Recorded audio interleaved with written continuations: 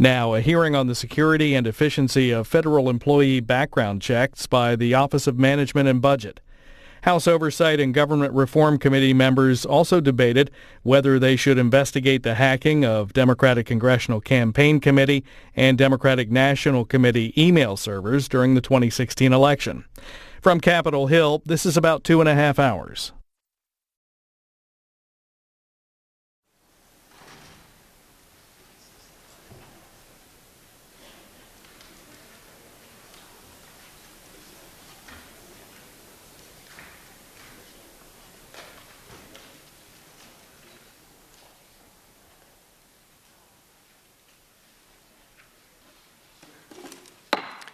Committee on Oversight and Government Reform will come to order, and without objection, the chair is authorized to declare a recess at any time.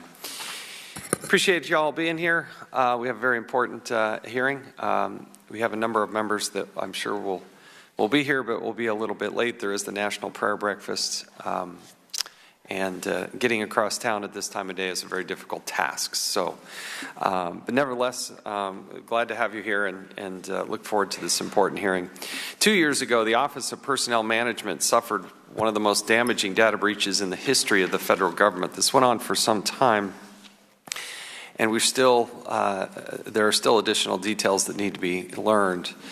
But the counterintelligence value of the data that was stolen will last for an untold amount of time, a generation or so.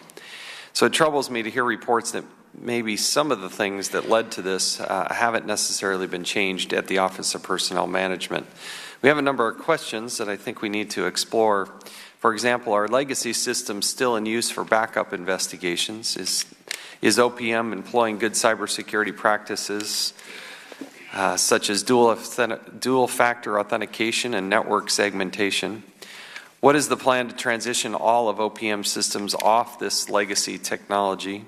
When will OPM stop using unsecure and vulnerable legacy technologies such as COBOL and start using maybe some modernized solutions that can be put on the cloud?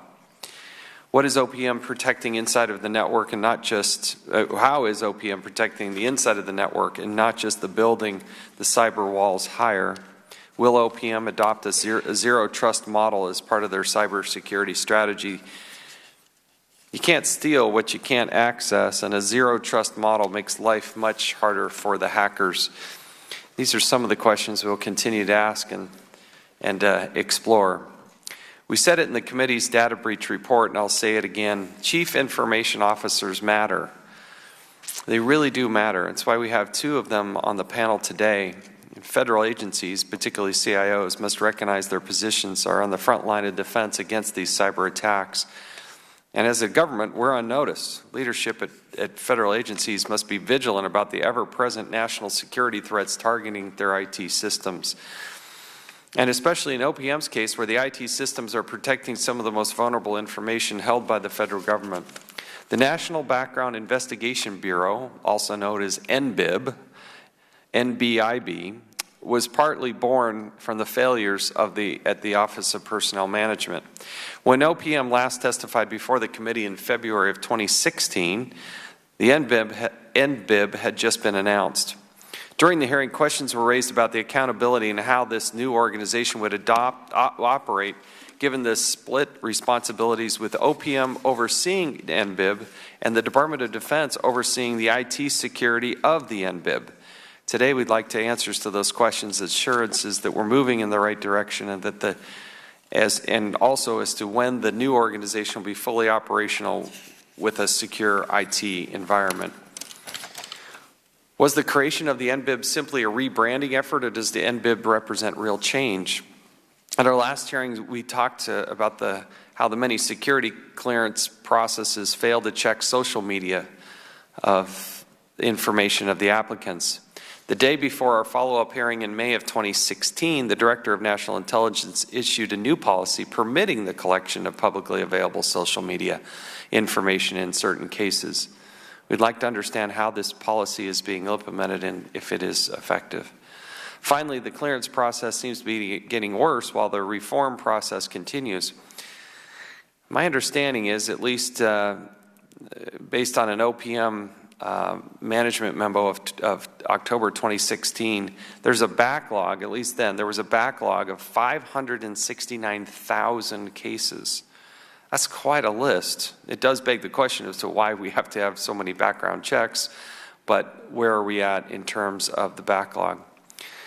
And why, despite all the reform activity, is the clearance process taking longer? In fiscal year 2015, it took an average of 95 days to process a secret clearance and 179 days for a top secret clearance. In fiscal year 2016, it took an average of 166 days to process a secret clearance and 246 days for a top secret clearance. It's quite a jump in the timeline that it takes in order to get there. More than a decade ago, the security clearance data and processes were transferred from the Department of Defense to OPM. And now there's talk of transferring this process back to the Department of Defense.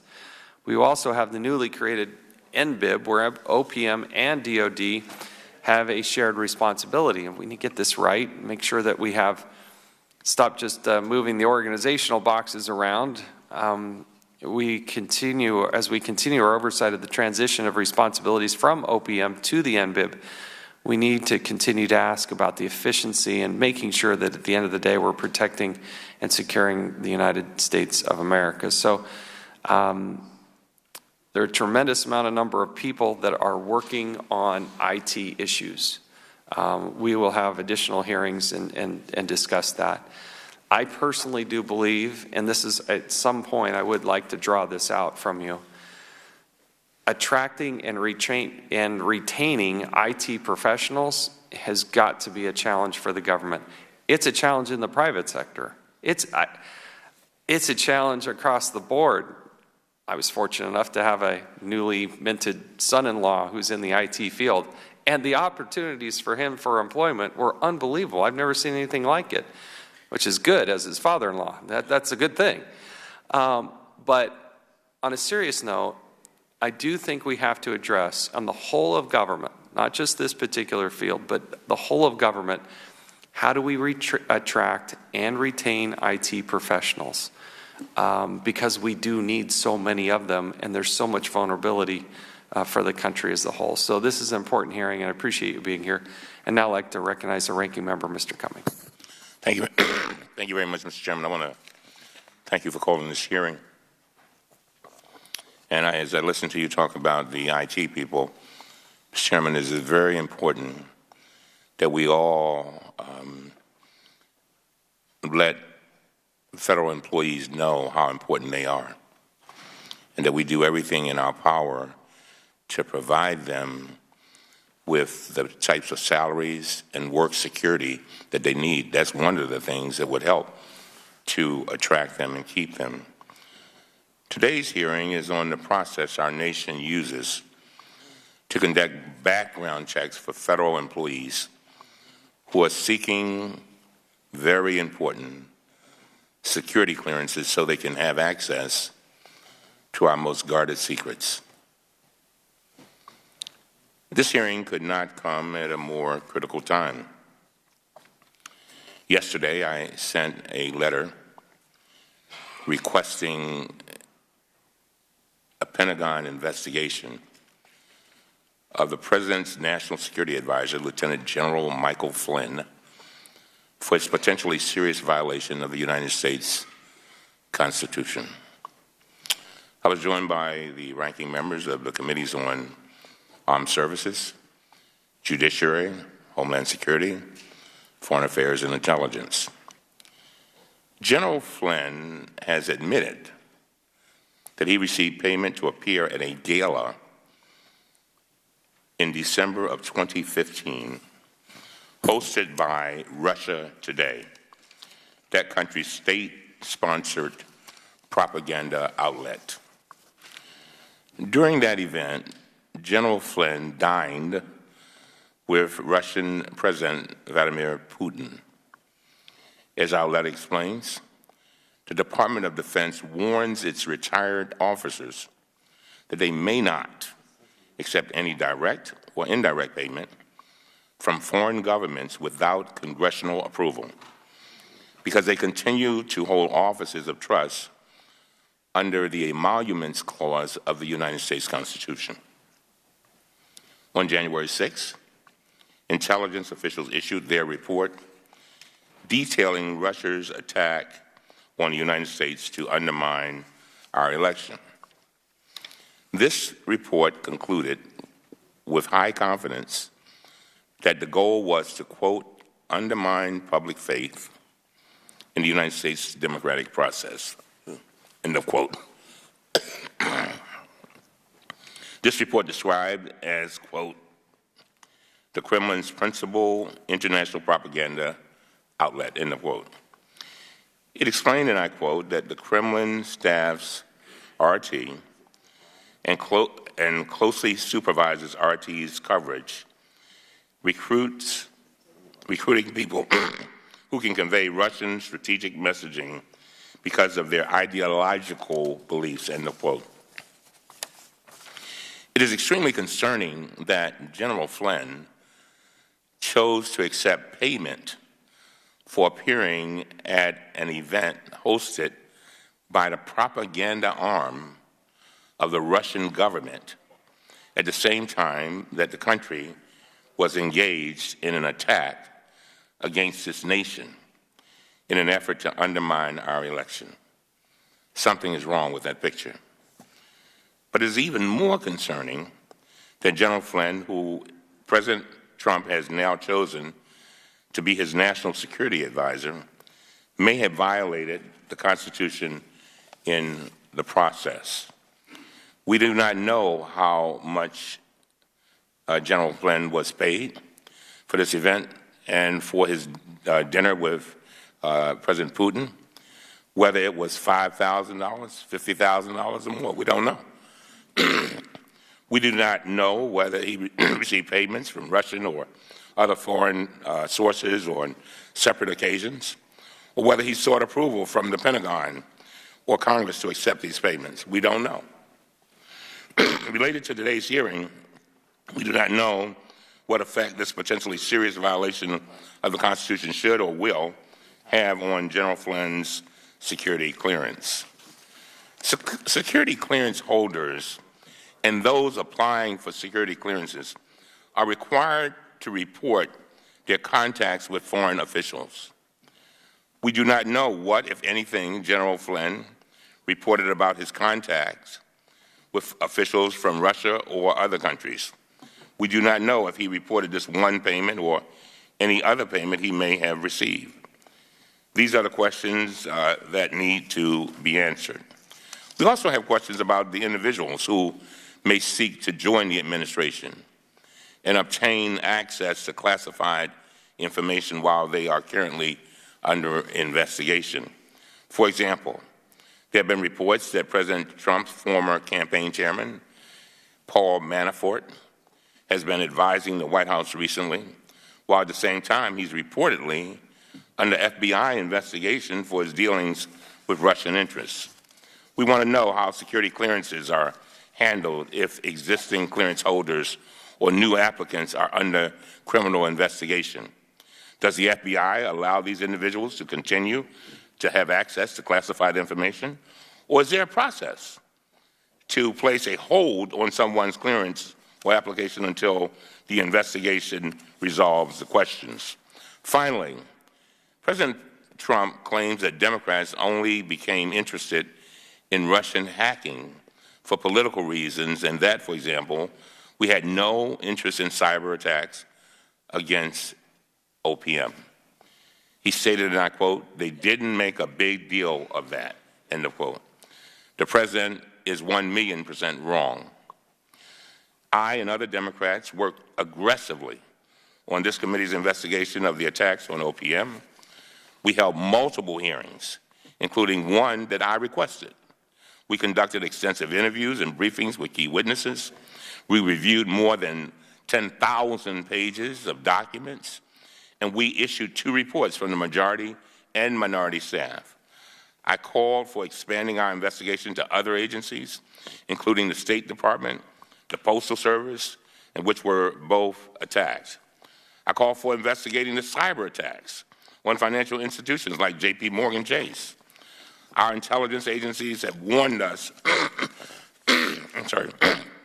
I apologize. I call for the investigating the cyber attack on the nation's biggest for-profit hospital chain, Community Health Systems, which had the largest hacking-related health information breach ever reported. And I call for investigating the cyber attacks on retail companies including Home Depot, Target, and Kmart. So the President's claim that we are focusing on Russian hacking for political reasons is ludicrous. Our intelligence agencies have warned us that if we do not act now, our adversaries, including Russia, are determined to strike again. We need to get answers to these questions immediately, and I thank all of our witnesses for being with us today. And again, Mr. Chairman, I thank you for this hearing, and I yield back. I thank the gentleman. We'll hold the record open for 5 legislative days for any members who'd like to submit a written statement. I'd now like to recognize the panel of witnesses. We're pleased to welcome Ms. Kathleen McGettigan, who is the Acting Director of the United States Office of Personnel Management. Ms. McGettigan is accompanied by David DeVries, Chief Information Officer at the United States Office of Personnel Management, Mr. Cord Chase, Chief Information Security Officer at the United States Office of Personnel Management, and Mr. Charles Phelan, Director of the National Background Investigations Bureau, or NBIB. And their expertise on this issue will be very important to the subject matter, so everybody will be sworn in. We're also honored to have Mr. Terry Halverson. He's the Chief Information Officer at the United States Department of Defense. So it's my understanding Mr. Halverson is retiring at the end of the month, and we could think of no better gift for you than having to testify before Congress. It's such a joy, and I know you're looking forward to it personally. So happy birthday and Merry Christmas and happy retirement for coming to testify before Congress. But we thank you, sir, for your service to this country and at the Department of Defense. And we really do appreciate your expertise and look forward to hearing your testimony. But we wish you well, and again, thank you for your service and your willingness to be here today. He probably could have squirmed out of this one if he really wanted to, and he stepped up to the plate and took this assignment. So thank you, sir, for being here. Again, we welcome you all. Pursuant to committee rules, all witnesses are to be sworn before they testify. So if you please rise and raise your right hand. Do you solemnly swear or affirm that the testimony you're about to give will be the truth, the whole truth, and nothing but the truth, so help you God? Thank you. You may be seated. Let the record reflect that the witnesses all answered in the affirmative. Your entire written statement will be made part of the record, but we would appreciate if you could keep your comments to 5 minutes. And like I said, your whole record, or your whole testimony, and any supplements you have will be made part of the record. Ms. McGettigan, you are now recognized for 5 minutes. Good morning, Mr. Chairman, Ranking Member, and distinguished members of the committee. Thank you for the opportunity for my colleagues and myself to testify on behalf of the Office of Personnel Management. As you said, I am joined today by Mr. Charles Phelan, the Director of the National Background Investigations Bureau, Mr. Dave DeVries, OPM's Chief Information Officer, and Mr. Cord Chase, OPM's Chief Information Security Officer. While I am presently the Acting Director of OPM, I do have over 25 years of service at the agency. OPM recognizes how critical the topics of today's hearing are to the federal government and to our national security, and I look forward to our having a productive conversation about the NBIB transition, the security clearance process, and information technology security. As you know, the NBIB was established on October 1st, 2016, and is the primary provider of background investigations for the federal government. Charlie has a distinguished career in multiple roles at senior levels in the federal government and private industry. His career has been focused on national security. His experience includes serving in capacities at the CIA, including as Director of Security, and with the FBI as Assistant Director, leading its security division. NBIB is designed with an enhanced focus on national security, customer service, and continuous process improvement. Its new organizational structure is aimed at leveraging record automation, transforming business processes, and enhancing customer engagement and transparency. In late 2014, OPM's market capacity for contract investigation services was drastically reduced by the loss of OPM's largest field contractor. This resulted in an investigative backlog. This backlog was exacerbated by the cybersecurity incidents at OPM that were announced in 2015. Looking forward, it is an NBIB priority to address the investigative backlog while maintaining a commitment to quality. To accomplish this, NBIB is focusing efforts in 3 primary areas. First, we are working to increase capacity by hiring new federal investigators and increasing the number of investigative fieldwork contracts. Second, NBIB is focusing on policy and process changes to ensure efficient operations.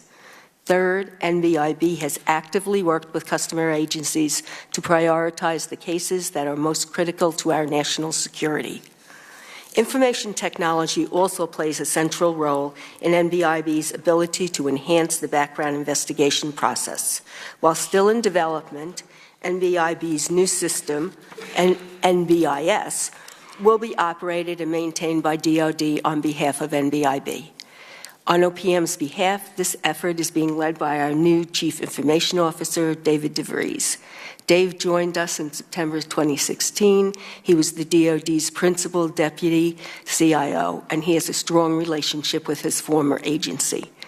As we work to strengthen the infrastructure and security of NBIB, we are also working on fortifying our entire technology ecosystem. As the federal government modernizes how it does business, OPM has focused on embracing new tools and technology to deliver optimum customer service and enhance security. OPM enhanced its cybersecurity efforts from multiple angles. We've added cybersecurity tools and security updates. We've implemented staff and agency-wide training. We've hired critical personnel. And finally, we continue to collaborate with our interagency partners. Touching on efforts I just outlined, our cybersecurity tools and security updates include 100% multi-factor user authentication to access OPM's network. This is done via the use of PIV cards and major IT system compliance initiatives. Furthermore, OPM recognizes that cybersecurity is not just about technology, but it is also about people. OPM has added seasoned cybersecurity and IT experts to its already talented team. OPM has hired a number of new senior IT managers and leaders and realigned and centralized its cybersecurity program and resources under the Chief Information Security Officer. In this capacity, CORD is responsible for taking the steps necessary to secure and control access to sensitive information. OPM also strengthened its threat awareness by enrolling in multiple information and intelligence sharing programs. In conclusion, the necessary key partnerships and plans have been developed to build out NBIB and improve the security and efficiency of OPM's IT systems. These structural and process improvements will enable us to improve timeliness, reduce the background investigation. Equally productive is the CIO's holistic approach, which ranges from bringing on qualified personnel to adopting new tools and procedures that enhance the security of OPM's networks and data. Thank you for the invitation to testify before you today, and we welcome any questions you may have. Thank you. Thank you for your testimony. Mr. DeVries, you're now recognized for 5 minutes. My understanding is maybe yourself, Mr. Chase, and Mr. Phelan, I don't know if you have opening statements or if you care to say anything, but I'll recognize each of you. If you don't have anything, we'll just, Mr. DeVries, do you have? Thank you, Mr. Chairman. I'd like to just take this opportunity to thank you for the opportunity to come here. As the brief bio was read there, I did come from 30 years in the Army. I transitioned then in 2009 to become a senior executive within DoD, and where I spent the last 2.5 years as the principal deputy for the DoD CIO. Broad range here. I was asked to come here to OPM, and I accepted that and arrived here in September of 2016. And it's a pleasure being here today, and I enjoy the opportunity to answer your questions here. Thank you. Thank you. Mr. Chase. Thank you very much for the opportunity to speak. If you can all bring that, sorry, just you got to bring the microphones up close and uncomfortably close to make sure we can all hear you. Again, thank you very much for the opportunity to speak today. One of the things that I want to make clear is I ran into the fire to help with the events that occurred in 2015. In the rebuilding process, we've made a lot of advancements, but it's only to get us to a standard environment. By no means am I up here saying we're successful or we've won anything, that we're doing our best to improve the environment to secure the information within OPM and NBIB. With that, there are quite a few items that I'd be happy to discuss with all of you on those improvements, and that's all I have at this point. Thank you. Mr. Phelan. Thank you, Mr. Chairman. I'm happy to be here and join with you today in a good conversation on this. To echo a little bit of what Ms. McGettigan mentioned, we are focused in as we begin or end our 4th month as an entity on 3 key things. One is recovering and increasing our capacity to do background investigations, improving our capability to gather information that is relevant to background investigations, and finally, working on those innovations that will help us in partnership with the security executive agent and the suitability executive agent to look at what an investigation will look like as we move down into the future. Key to this is building an organizational structure beyond what existed on September 29th, and adding capabilities in terms of investments and in terms of innovation, and then very importantly working in partnership with DoD as we build out an information technology system that will be able to enhance and inform security investigations across our entire spectrum of about 100 customers across the federal government. With that, again, I'm very happy to be here, and thank you for the opportunity today. Thank you. Mr. Halverson, you're now recognized for 5 minutes. Good morning, Mr. Chairman, Ranking Member, and distinguished members of the committee. Thank you for the opportunity to testify before the committee today on the Department's information technology and cybersecurity support to the National Background Investigation Bureau. I am Terry Halverson, the Department of Defense Chief Information Officer. You have my opening statement. I think most of you are familiar with my responsibilities, so in the interest of time, I'll cut this a little short. The Department is responsible for the development and securing the MBIB IT systems. We have brought the full expertise of the Department, both in IT and cybersecurity resources, to bear on this problem, and it is our objective to replace the current background investigations information system with a more reliable, flexible, and secure system in support of the NBIB. The Defense Information System, under the DoD CIO's oversight, has established the National Background Investigation Systems Program Management Office to implement this effort. The PMO is responsible for the design, development, and operation of the IT systems capabilities needed to support the investigative process, to include ensuring that the cybersecurity protections and resiliency of these capabilities. The alignment of the systems under DoD assures we leverage all national security systems expertise and capability to protect the background investigation data, and I assure you we are doing that. The Department has made significant headway on this important mission since I previously testified before this committee last February, and we are on track to deliver the capabilities needed in an iterative fashion using DoD expertise and best industry practices.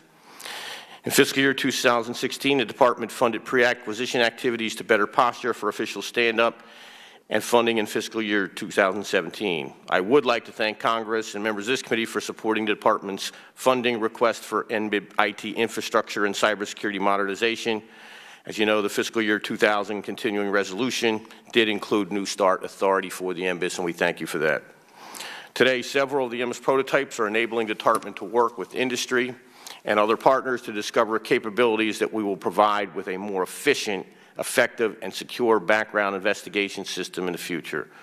Throughout this process, we are actively partnering with industry, integrating commercial feedback into the process to ensure we are focusing on capabilities and keeping up with the changing pace of technology. I am pleased with the current progress on NBIS that the Department and our partners have made to date. I look forward to seeing what this organization will accomplish as it makes progress toward delivering several prototype capabilities by the end of fiscal year 2017 and an initial operating capability covering the full investigative process in the fourth quarter of 2018. This is an important opportunity for the federal government to strengthen the security of the IT infrastructure that supports the federal background investigating process. This approach utilizes the Department's recognized IT, cybersecurity expertise, best industry practices while maintaining a streamlined, centralized, government-wide approach to the investigative services that the NBIB provides today for more than 100 different federal agencies. Thank you for this committee's continued support, and I look forward to your questions. Thank you. Well, now I'd like to recognize the gentleman from Texas, the chairman of the subcommittee on information technology, Mr. Hurd. Thank you, Mr. Chairman. I'd like to thank you and Ranking Member for the continued diligence on this important issue. Mr. Phelan, I got some basic questions for you. Sorry for the basicness of the questions. You're in charge, right? Yes, sir. Who is do you have a technical background? I do not have a technical background. Who is the person directly reporting to you that is responsible for preventing another attack that we saw, like the one we saw a number of months ago? So it is not a direct chain of command, but Sorry, Mr. Phelan, if you can move that microphone, straighten it up, and right up next. There you go. Thank you. There we go. Okay, thank you. There's no one specifically in my chain of command that is immediately responsible. We rely on Mr. DeVries and Mr. Chase as the CIO and the CISO to provide the security for the systems that we are operating today. Copy. So, Mr. Chase, you're in charge. That is correct for cybersecurity. Well, thank you for running into the fire. Thank you. And I recognize the difficulty of the task. And in your brief remarks, you talked about the first step was getting OPM up to a baseline. Correct. Can you take 90 seconds Sure. and explain that baseline? That's a good question. So one of the things when I came on board was to set an appropriate strategy and a pathway forward. So it was the stabilization phase. So we understood that there were quite a few systems that were out of compliance. So we knew that we had to take steps to get those back into compliance. We also had another layer of engineering tasks which included network segmentation, making sure that we had the appropriate monitoring tools in place, and then the two support that. Throughout fiscal year 16, we were able to get those accomplished, but again, to a standard baseline where we feel comfortable that we can control our environment and we understand where we were with the IT system boundaries and the IT system boundary inventories. So of the IG, GAO, they've all done reviews. There's been a number of outstanding issues. Many of the outstanding issues for years had been on the IG report and the GAO high-risk report. Of those documents, how many of those vulnerabilities that have been identified are still outstanding?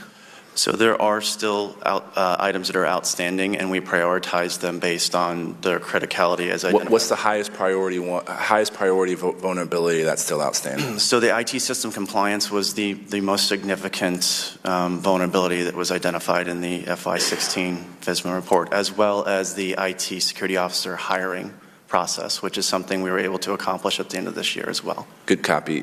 You talked about segmentation, and we saw that after the breaches in 14 and 15, the hackers were able to basically move, with impunity through the network. And my question is, what have you done to make life harder on the hackers that once they get past your defenses? And I would say begin with the presumption of breach. You give an attacker enough time and they have enough resources, they're going to get in. So what do you do once they get in? And how have you improved segmentation across the OPM network? So I consider it a level of effort. So I'm trying to make it as hard as possible for them to get in, understanding that OPM is a customer-oriented agency and has to communicate. But some of the segmentation that we've done is identify all our major systems and high-valued assets within our environment, as well as all the privileged and non-privileged users. We've segmented those between each other and set the appropriate firewalls and monitoring tools to ensure that one can't get to the other and vice versa. And if there are attempts to get between one or the other, they're either stopped and flagged, and there's a follow-up with that event itself. In my remaining minutes, I want to ask a question, and I don't mean to be indelicate. Why did we get to this situation? And I ask that question in order to learn from this experience so we can take those lessons learned and apply it across the federal government. So I'm going to say I came post-breach. And I know there's quite a few lessons learned. There was a majority and minority reports issued. There's all the audits that were issued, and that's what I've been going off of. And again, trying to apply those to prioritize the next steps to be able to suppress the threat and risk within OPM.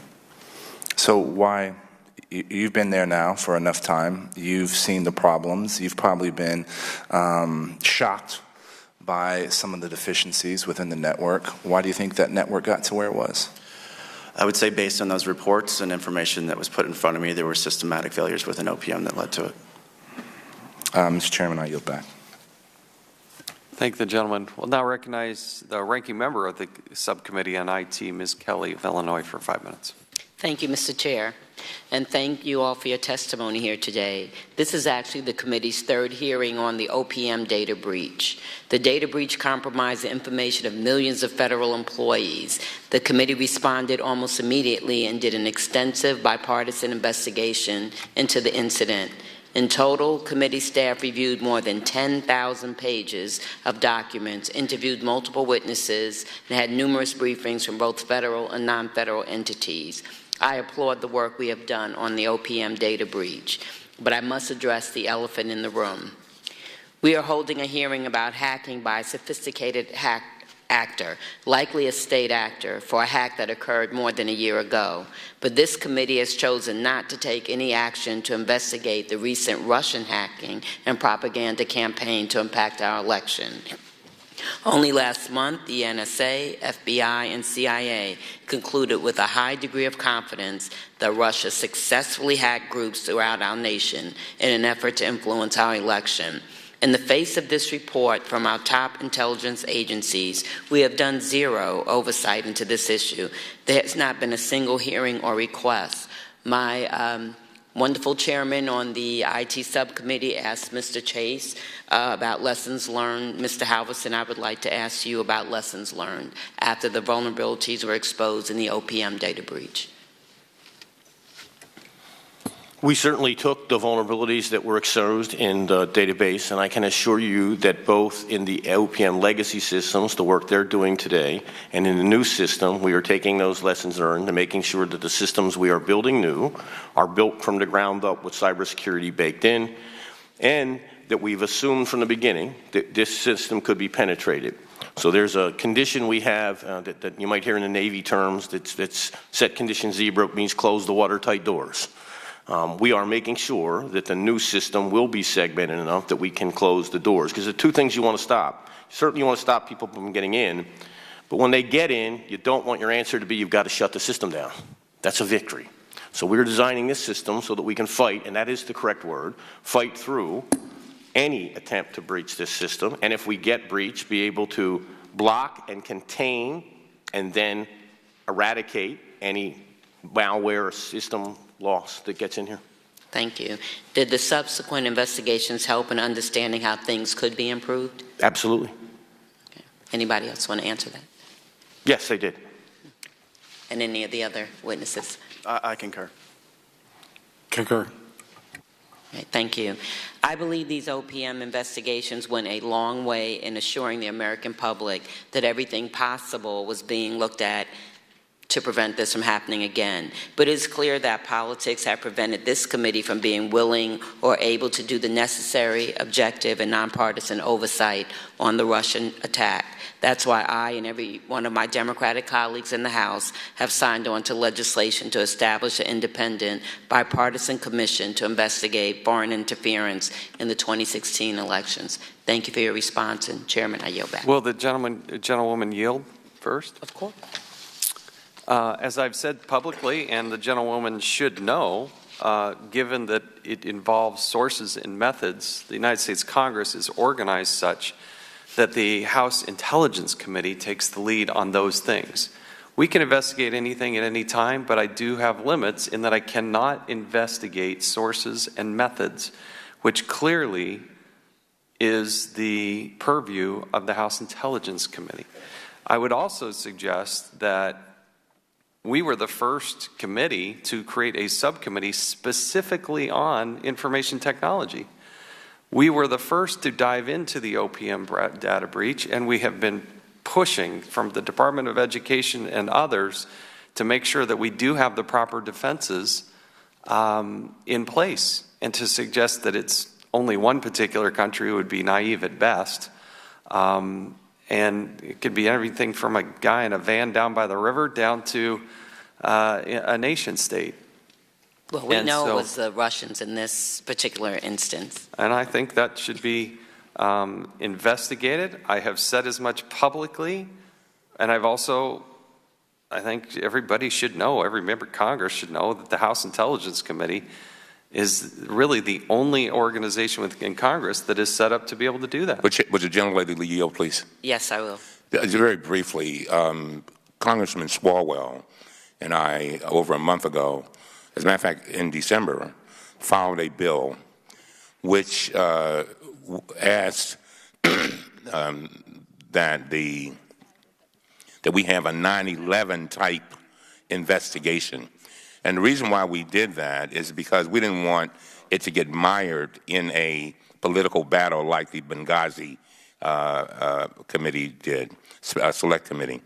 And what and if it would be patterned after the 9/11 Commission, so that we would bring America's best experts to the table. It would be an equal number of Democrats, equal number of Republicans, and that they would look at this thing carefully. And with the chair's indulgence, I need to explain this. And they would come back with recommendations. They would have subpoena power. Then we refiled that bill in January when the new session came in. Every single Democrat in Congress signed on to that bill. Not one single Republican signed on. And one of the reasons why we did that is because we felt that we didn't need to move to common ground, we need to move to higher ground, that this was such a serious attack on our democracy and our election process that it deserved that kind of attention. And so that bill is still out there. Only Democrats have signed on. And one of the reasons, one of the things we were concerned about is the chairman of the Intelligence Committee, Mr. Nunes, was a part of the transition team for President Trump. And we just felt that we needed to take the complete thing out and let an independent body do it. And I just wanted to explain that to the gentlelady. Thank you very much. And thank you for yielding. I think she's out of time, by the way. Yeah, she's out of time. We'll now recognize the gentleman from Florida, Mr. DeSantis, for 5 minutes. Thank you, Mr. Chairman. Ms. McGettigan, I know after the OPM breach, there were several months people were kind of notified, but I've had people, constituents, just wonder, what has been done to mitigate the potential damage to people whose files were compromised? Thank you for that question. We have entered into, in December, we entered into a contract and identity protection contract. We expanded the coverage that we already had. We are moving toward having coverage for 10 years. The current contract covers all those affected by the two breaches, and it runs out in December of 18. What would that mean just for somebody I'm sorry. who had their stuff compromised? We have identity protection services and credit monitoring. So people who were affected have received information on how to sign up for the credit monitoring, although they're covered by insurance whether they sign up or not. And currently, the ceiling on the insurance, we have expanded to $5 million, and we are moving toward complying with congressional direction to have the contract go for 10 years of credit monitoring. Okay, good. I think that this committee, and I applaud the chairman for being on this issue, and we hear about these other hacks and stuff. This was catastrophic. You're talking about these files with the amount of information that's there, and I've had to go through it in the military. Other people, perhaps you guys have gone through it too. There is a lot of information there, and it's a massive vulnerability. So I hope that what's being done is going to be effective. Let me ask, this may be Mr. Chase or maybe someone else want to take this. if OPM suffers another compromise and NBIB applications and systems are breached, who makes the final call as to whether or not the compromised applications are taken offline or continue to run? If it's in the new systems that are developed, that is me. Do you agree with that? For the new system, yes. Right now, we're currently operating underneath the existing legacy What's systems. the answer for the those answer systems? is the CIO gets the report of it from the CISO, and the director makes the call on it. Okay.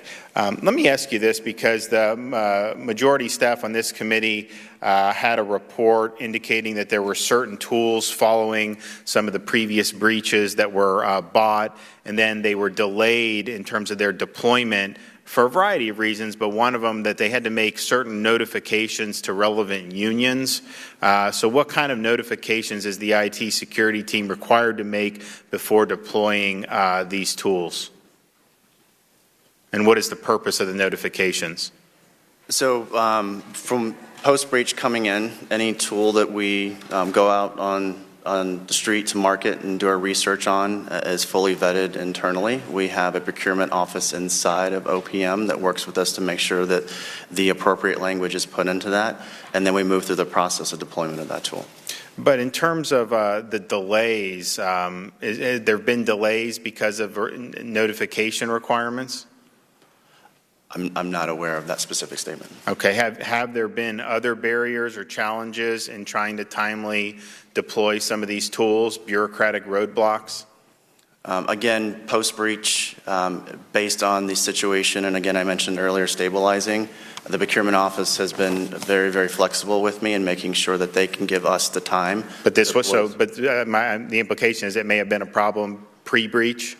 I'm not aware outside of what I'm reading in the report. Do you think there was a problem? I have no firsthand knowledge of that, but just from the acquisition side and having been in this field for many years, yes. Okay, good. Well, I will yield back the balance of my time. Thank the gentleman. Now recognize the gentleman from Massachusetts, Mr. Lynch, for 5 minutes. Thank you, Mr. Chairman, and I want to thank our witnesses for your great work and for your willingness to help us. I want to revisit the issue that was raised by Ms. Kelly about the unwillingness or the inability of the committee to really investigate what's gone on with the Russian hacking. But before I get into that, let's talk a little bit about the issue that brings you here. In June and July of 2015, OPM publicly disclosed that its information technology systems had been experiencing massive data breaches over some time, compromising the social security numbers, birth dates, home addresses, background investigation records, and other highly sensitive personal information belonging to about 22 million individuals. These cyber breaches were not only devastating in terms of their impact on the financial security of their victims, rather they also posed a grave national security threat as the extensive security clearance questionnaires, about an 80-page document that really drills down on folks, and were filled out by nearly 20 million Americans who have security clearance rights and privileges, and the names and the information of those individuals were included among the data. I had asked, that was a terrible, some people call that like a cyber Pearl Harbor, because all our folks who are actually actively interested in working in our national security organizations, basically they were given up. And so I asked at a very basic level, I asked Ms. Archuleta, who was running the OPM at the time, I said, have you actually gone back and encrypted the social security numbers of these employees? Were they encrypted? And she said, no, they were not. So all those social security numbers of those 22 million people went out. And then a year later, we had one of her successors, not her successor, but one of the people under her, I asked again, have we encrypted the Social Security numbers of the people, the 22 million people? And they said there are still vulnerabilities. We still haven't been able to do that. So let me ask, have we encrypted at least the Social Security numbers of these 22 million people? So I'll take that for the record. Yes, we have begun a vigorous program in 2016 to encrypt the databases. So it's not just encrypting the Social Security number, but it is the databases that contain those critical information. Are we done with that yet? We are not completely done across the whole OPM environment, but the HVA systems we have gone through, and I have one remaining system to be done, and that is scheduled for next month to complete. What percentage of the 22 million have been encrypted? Can you give me an estimate on that? Of the NBIB system, which contains those records there, all but one have been encrypted. So what's lacking in percentage? One major database there on the mainframe. All right. You're not answering my question, but look, we need to get that done, okay? Let me go on to the Russian thing. Look, I understand the chairman's resistance on sources and methods. I get that. But we have, and I would like to introduce these into the record. First of all, I'd like to introduce into the record my letter from December 14th asking for a hearing on the Russian hacking. Secondly, I'd like to enter into the record an FBI investigation regarding Russian malicious cyber activity. They did a whole investigation on this. It's called Grizzly Step, S-T-E-P-P-E. I want to enter into the record a background to assessing Russian activities and attention in recent U.S. elections, the analytical process and cyber incident attribution. That's produced by the Office of the Director of the National Intelligence. I'd like to submit for the record a statement for the record, Worldwide Threat Assessment by James R. Clapper, Director of National Intelligence, February 9, 2016. Without objection. Thank you. Okay. So ordered. So we have enough here, just with this here. We have enough here to do an investigation, and this is just the stuff that is unclassified that the intelligence community has put out there. We don't have to talk about... Will the gentleman yield? Yeah, sure, I yield. 2 points. Number one, sources and methods are the sole jurisdiction of the Intelligence Committee. Number two, have you really thought this through? Do you really think it's appropriate for this committee to investigate the specific hack of the DCCC? Absolutely. Because if you're going to do an investigation of the DCCC, we're going to have to dive into a political party's infrastructure, operations, data. I don't think that's appropriate.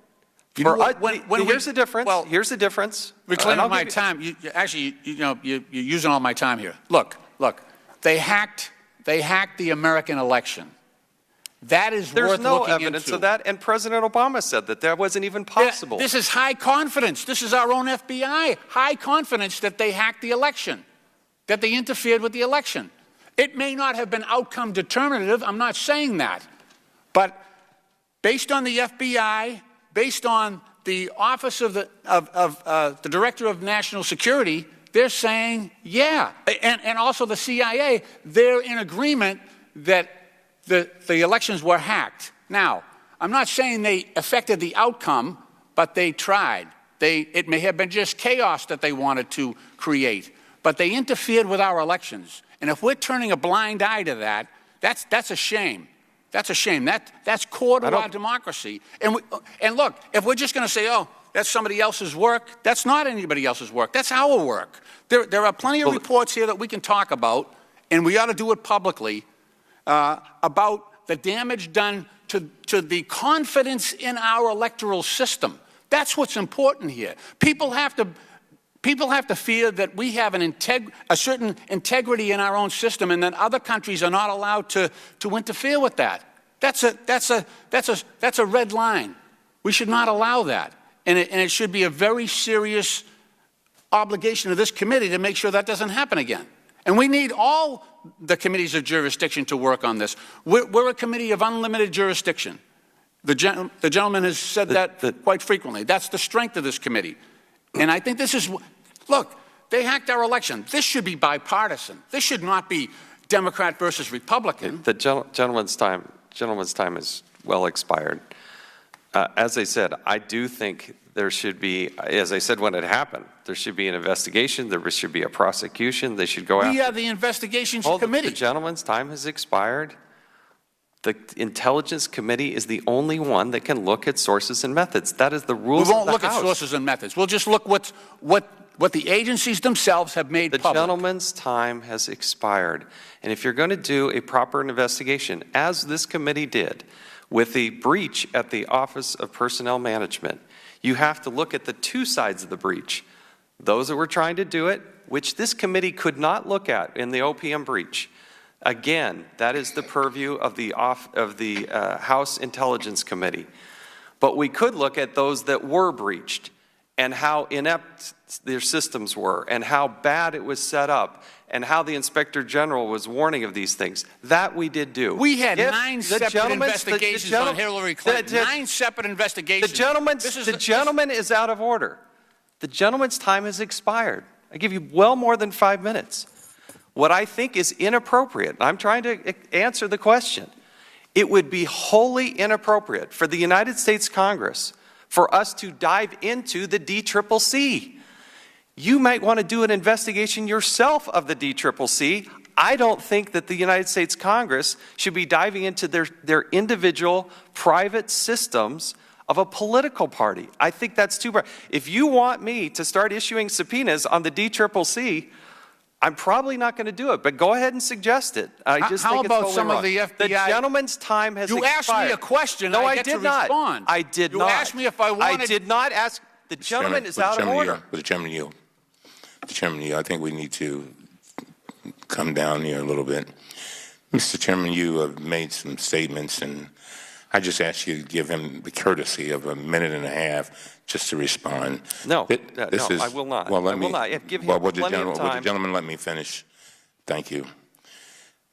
This has been an attack on our democracy, Mr. Chairman, and Mr. Lynch is one of our greatest members, and the passion that he has expressed is not limited to him.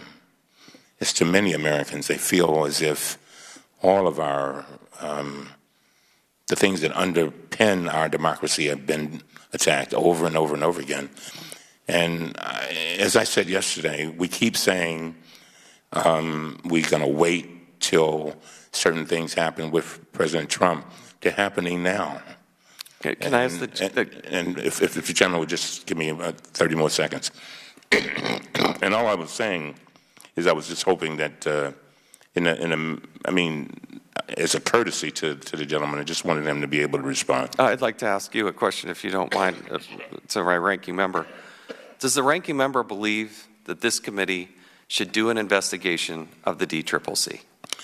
I think that we can look at certain things. I know I am very familiar with sources and methods, but I think what the gentleman is saying is let's just look at the things that are unclassified, and apparently he has reports in his hand, and we can and see where we go from there.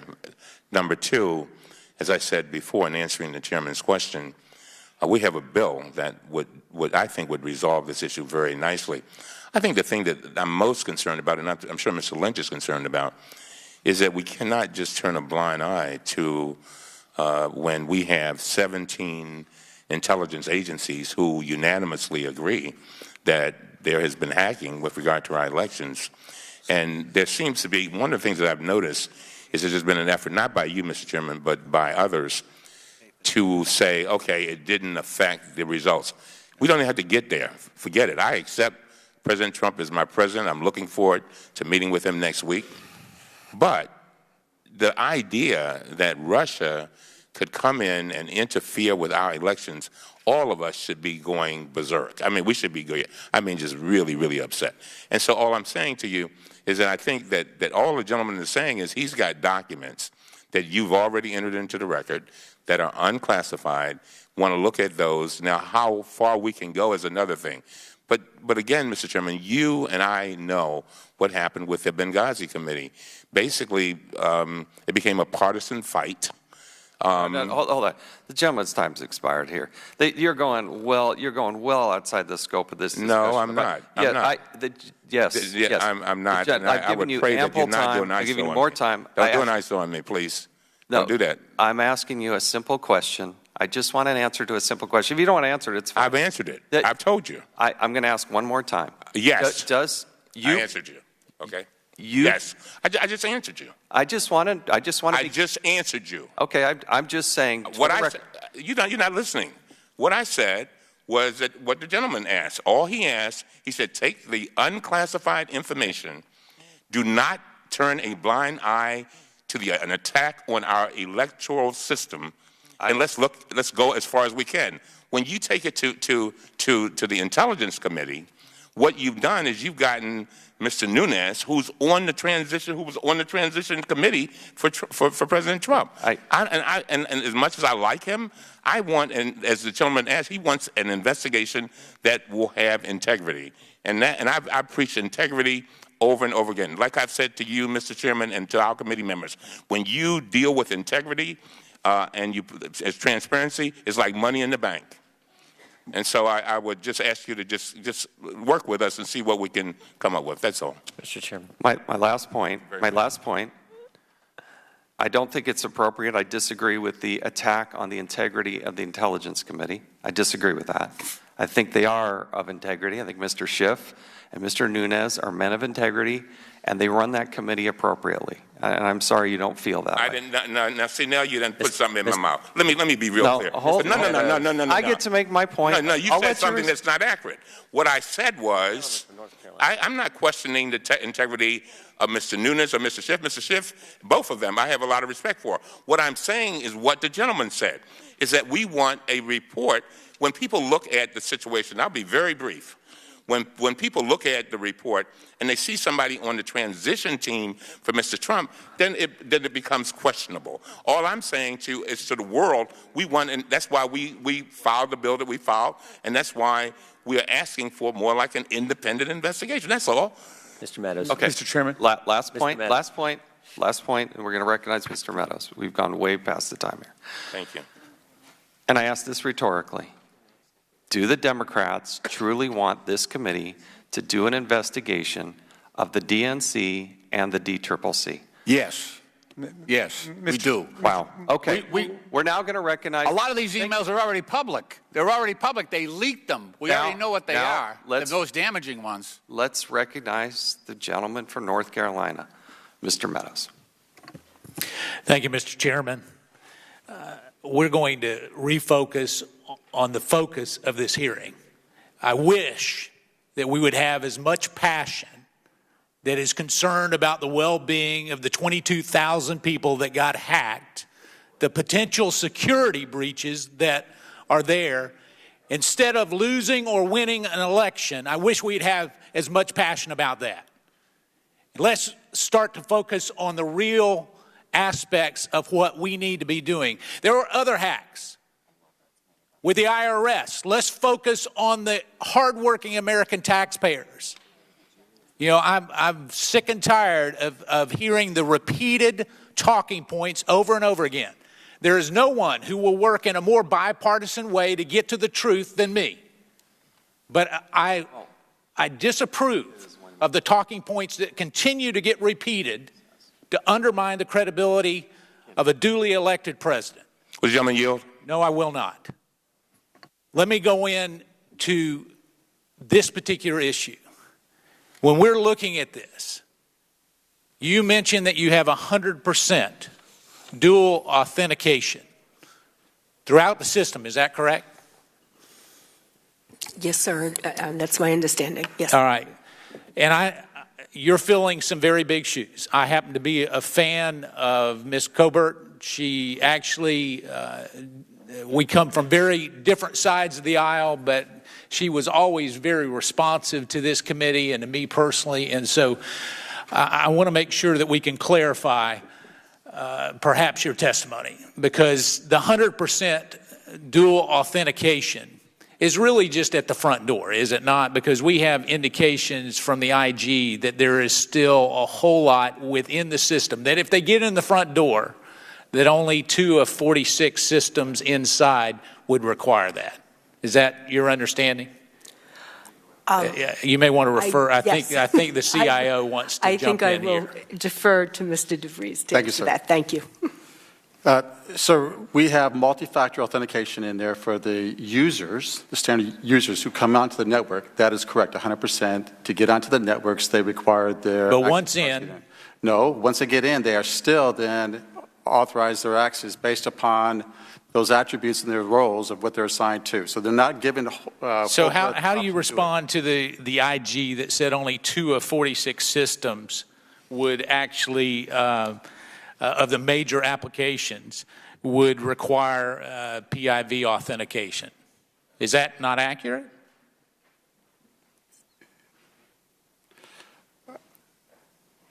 I'd like to go back and look at that. I would defer to my CISO here, but that does not ring true to how we... Because this isn't my first rodeo. Yeah. I've been here with a number of folks. In fact, I called for the resignation of the OPM director when there were similar terms that I'm hearing today that give me concern that we're making progress. And I guess, how do we define success? At what point will we have all the major applications? And Mr. Lynch talked about the encryption. Correct. Now, we've been promised encryption over and over and over again, and yet even today we're not there with... So are all the Social Security numbers encrypted today? No, sir. Okay. When will they be encrypted? But I have... Just time frame. When will they be encrypted? All the Social Security numbers. I mean, that's basic. I've got encryption better than that on my home computer, and here we are, we have resources. Is it a lack of resources? So it was somewhat due to that, and also schedule change here on the mainframe. That's the only one that was delayed, and I've re-energized that one back in there. That is so when's it going to be done? End of 2017, sir. And so we will have everything encrypted by the end of 2017 fiscal year? The HVA system, the high value assets, which includes the Social Security numbers and so forth, will be encrypted this year, yes. All right. In terms of segmentation, how do you segment a legacy system? Representative. Either one of you can answer it. So, again, as a part of our strategy, we looked at all the systems and all the IT system inventories that we had out there. We determined which ones... So are you going from a zero trust? That's the idea, is to use that zero trust tenant. Absolutely. So you rushed into the fire. Ran into it, sir. And so as you ran into the fire, you decided from a zero trust aspect that you're going to look at every single system. Absolutely.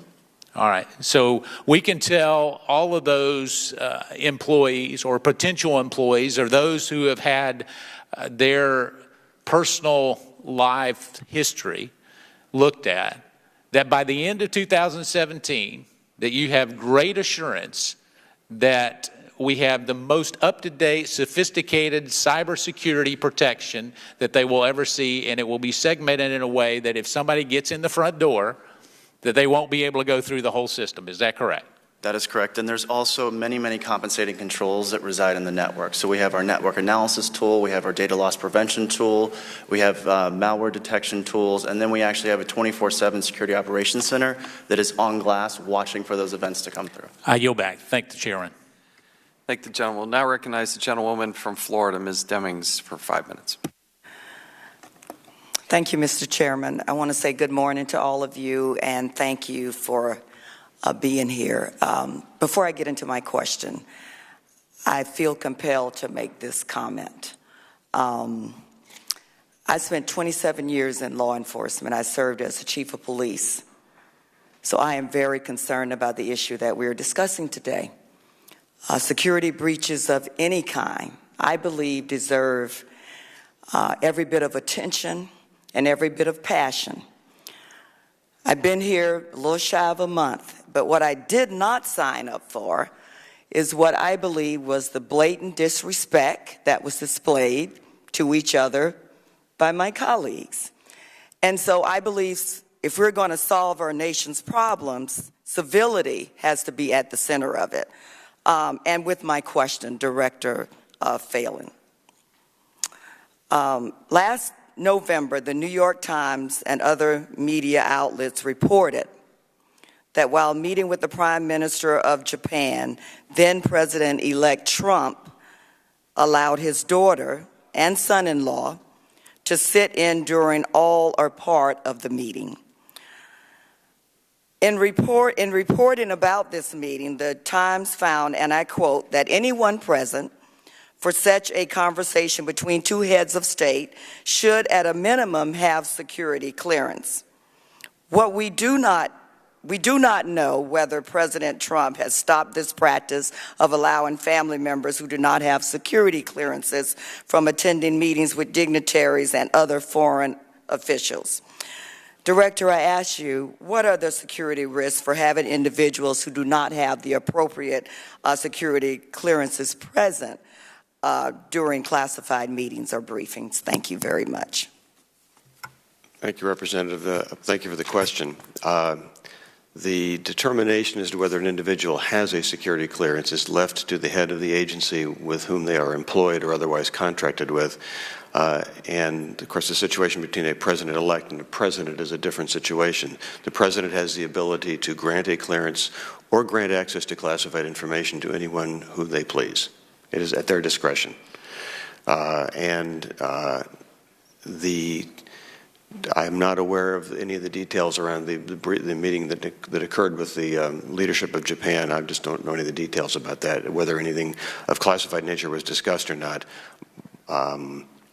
But it would, in the current situation, it would be the president's discretion to allow individuals, even without clearances, to know or have access to classified information. So each department would make that determination. Is that what you said? There are no basic general guidelines for persons to have security clearances in certain situations or positions? There are general guidelines, there are investigative standards which we follow when conducting an investigation. The agency who ultimately grants the clearance follows an adjudication set of guidelines. What are the key factors that one would look at when making a determination whether this individual is eligible or should be eligible to receive classified information? And then as a separate act, the agency then, if the answer is affirmative, they are eligible, the agency would make a determination as to whether to actually brief them into a national security program or not, give them that clearance. Okay, thank you very much. Does this gentlewoman yield back? Or? My friend yields. I yield. I'm sorry. Thank you. I yield. She's yielding. I yield. Conley or to Mr. Cummings. To Mr. Cummings. I just wanted to let Mr. Meadows know, when I asked you to yield, and the only thing I was going to say is before you got here, and I will share this with you in my opening statement, I talked about all the efforts that we have made in this committee with regard to the other breaches. I listed them one by one, all the many things that we've done. And I said it in a way that because President Trump said that we suddenly got excited about the Russian hacking, but I laid it out. And again, I will share my open. It was a courtesy to you because I didn't want anybody to think that this is something new for us. We've spent in a bipartisan way hours upon hours upon hours upon hours trying to deal with these. And I give a lot of credit to the chairman, and that's all I was trying to tell you. And I didn't want the public to be left with the impression that we have been working on these acts every single time. Will the gentleman Of course, I only have. I just want it's a gentlewoman's time. Will the gentlewoman yield for just a comment? A nice comment. Yes.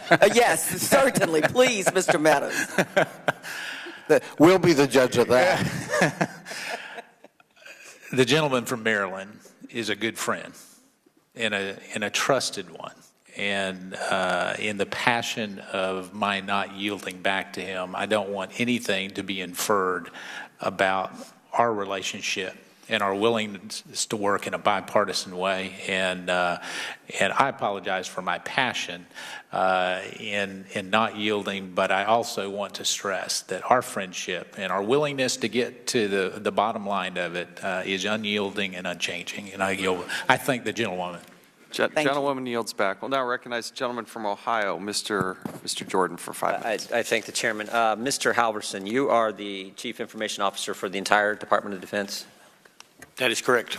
And in your testimony, your written testimony, you said the DoD CIO is responsible for all matters relating to the Department of Defense information enterprise, including cybersecurity for the department. In this capacity, DoD CIO is responsible for oversight of the department's efforts to design, build, operate, secure, defend a new IT system to support the background investigative processes for the NBIB. Is that all accurate? It is. Okay. Are you familiar then with the December 6 Washington Post story, front page, Pentagon HID study revealing $125 billion in waste? You familiar with that article? I am familiar with that article. Well, let me ask you, let me go back and ask this. Do you have the resources you need to do everything I just read in your testimony, help NBIB, which has 100 federal agencies it's got to make decisions about regarding individuals who work there and everything at the department? Do you have the resources you need to do your job? We have the resources to make sure that we develop and design an NBIB new system that is secure and can attack and defend the data. So you think you got adequate resources to do everything you're tasked to do? I think I have adequate resources to everything I'm tasked to do specific to this NBIB issue. But not overall? Is that what you're saying? Well, I don't think anybody here would say they have all of the resources. You always want more. Like to have. Yeah, okay, yes. I get that. Yes, sir. But you are familiar with the story that was on the front page of the Washington Post last month, or 2 months ago? I am. And the findings of the McKinsey & Company study, $125 billion in waste at the Pentagon. Do you agree with those findings? Or I mean, they talked about as many full-time employees in back office personnel and in purchasing bureaucracy, as many employees there as we actually have, almost as many people there as we have in troops in the field or troops in total. Do you agree with what you know about that study? We were careful here. Do I personally agree with that study? I do not. Is that reason I'm here to testify? No. So if you want more data on that, I will take any questions you have for the record. Okay. Were you interviewed or talked to in the course of the study by McKinsey & Company? Did they talk to you? I have talked to McKinsey & Company, yes. Multiple times? I'm just kind of curious. For the study, I believe once, but I'll get that confirmed. But I have talked to McKinsey in the course of my business. The article reports here on the front page here above the fold, the report issued in January 2015 identified a, quote, clear path for the Defense Department to save $125 billion over 5 years. I think this is important, too. What the study said, what the article reports that the study said, was that this savings in bureaucracy waste and other areas is money that could go into weapon systems and our troops, frankly, where I think most Americans would want their tax dollars and resources to go. The article continues, the plan would not have required layoffs of civil servants or reductions in military personnel. Instead, it would have streamlined the bureaucracy through attrition and early retirements, curtailed high-priced contractors, and the last clause says, and made better use of information technology. Do you have any idea what they're referring to there, make better use of information technology? Yeah, I do. I mean, if you're asking me, do we think we could do better with information technology, I think I testified in numerous hearings that do I believe we should continue to adopt best commercial practices? Should we bring more commercial systems on into DoD and other government? I've said we should. I believe there are ways to reduce some money in our IT business. Do I think that number is correct personally? I do not. So a little bit ago you said you didn't agree with the study. Now you sound like you do agree with a lot of parts of the study. Is it both or? No, I said I agree that there are efficiencies to be found in the IT systems by doing what we are doing. I think we will achieve some. I do not think the numbers in the study, my personal opinion, they're not correct. I will take any more questions you have. So you think the $125 billion number is a little high. Would you hazard a guess at what kind of savings taxpayers could see if part of what McKinsey found in their study was implemented, and how we could better get money to weapon systems and to troops? No, I will not hazard a guess. Okay. Mr. Chairman, I just think this is an important area where we need to, I know it's not the sole focus, or not the primary focus, I should say, of this hearing today, but this is an area we need to study. If we can get more money into upgraded weapon systems and to our troops, and if we got this potential of waste, even the Chief Information Officer says there's some waste there, maybe not to the degree that the article reports, but certainly any we can find and savings we can find, I think makes sense. With that, I yield back. Thank you. Point well taken. Now recognize the gentleman from Maryland, Mr. Raskin, for 5 minutes. Mr. Chairman, thank you very much. I wanted to start actually by responding, Mr. Chairman, to the question that you posed about whether or not the Democratic National Committee would be a proper object for inquiry and investigation by this committee. And my first reaction to it, I think, was sympathetic to you, which is no, not really, because it's not part of the government. It's a private entity for most purposes. So when you think about the Democratic National Convention, where it's going to be located, who's going to speak at it, that's a private matter. It's a private association. On the other hand, it struck me that the Supreme Court has said that political parties are public instrumentalities capable of state action for certain purposes. So when you go back and look at Smith versus Allwright, Terry versus Adams, the white primary line of cases, the Supreme Court said a political party could not exclude from participation people based on race. So the Equal Protection Clause applied directly to political parties, that they were not private entities for those purposes, they were public instrumentalities. And in lots of other cases, the Supreme Court has treated political parties as public instrumentalities and kind of public carriers for the purposes of effective action in democracy. And I think if you look at it from a global perspective, that is the role that political parties play. The DNC, the RNC, they are organizing political activity for tens or hundreds of millions of people. And so if they are cyber vulnerable, I think it makes the whole country cyber vulnerable, and then it casts a cloud over democratic government itself. So that's why in the end, I think it is a complicated question you raised, but I would side with the ranking member and with the other members who are speaking on this side of it. Let me pose a question as a new member of this committee. I was not here for the original OPM breach, and so all of this is a bit new to me. But I want to ask the question, we know from the national intelligence community about the fact that they believed with high confidence that there was an organized campaign by Russia to subvert the 2016 election and to compromise the 2016 election. I've also heard that there are certain other countries where certain kinds of hacking are common or concentrated, like Nigeria apparently is a place where there's a lot of cyber hacking and phishing attacks going on. Do you have a list of the most common enemies or culprits of our cybersecurity that you use? And I don't know, if Ms. McGettigan, if that's something you can answer. I'll defer to Mr. DeVries to answer that. Okay. Member, if I could. Please. If I could, I would like to defer to Mr. Chase here for the expertise on it. We do have the network monitoring, but we are part of the greater ecosystem of that from DHS. All right. Let's cut to the chase. Thank you. No pun intended. Yeah. One of the things that I just want to make clear is we're a customer service oriented agency. And so we rely on our partners from Department of Homeland Security, FBI, and other components within DOD. The potential attribution or the knowing of a bad actor is not our job. My job is to focus the staff at OPM to protect the data that resides in there.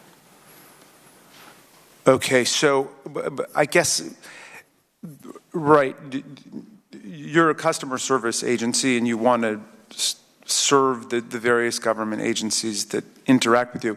The problem, of course, is now we've got these outside entities that are trying to invade and undermine and so on.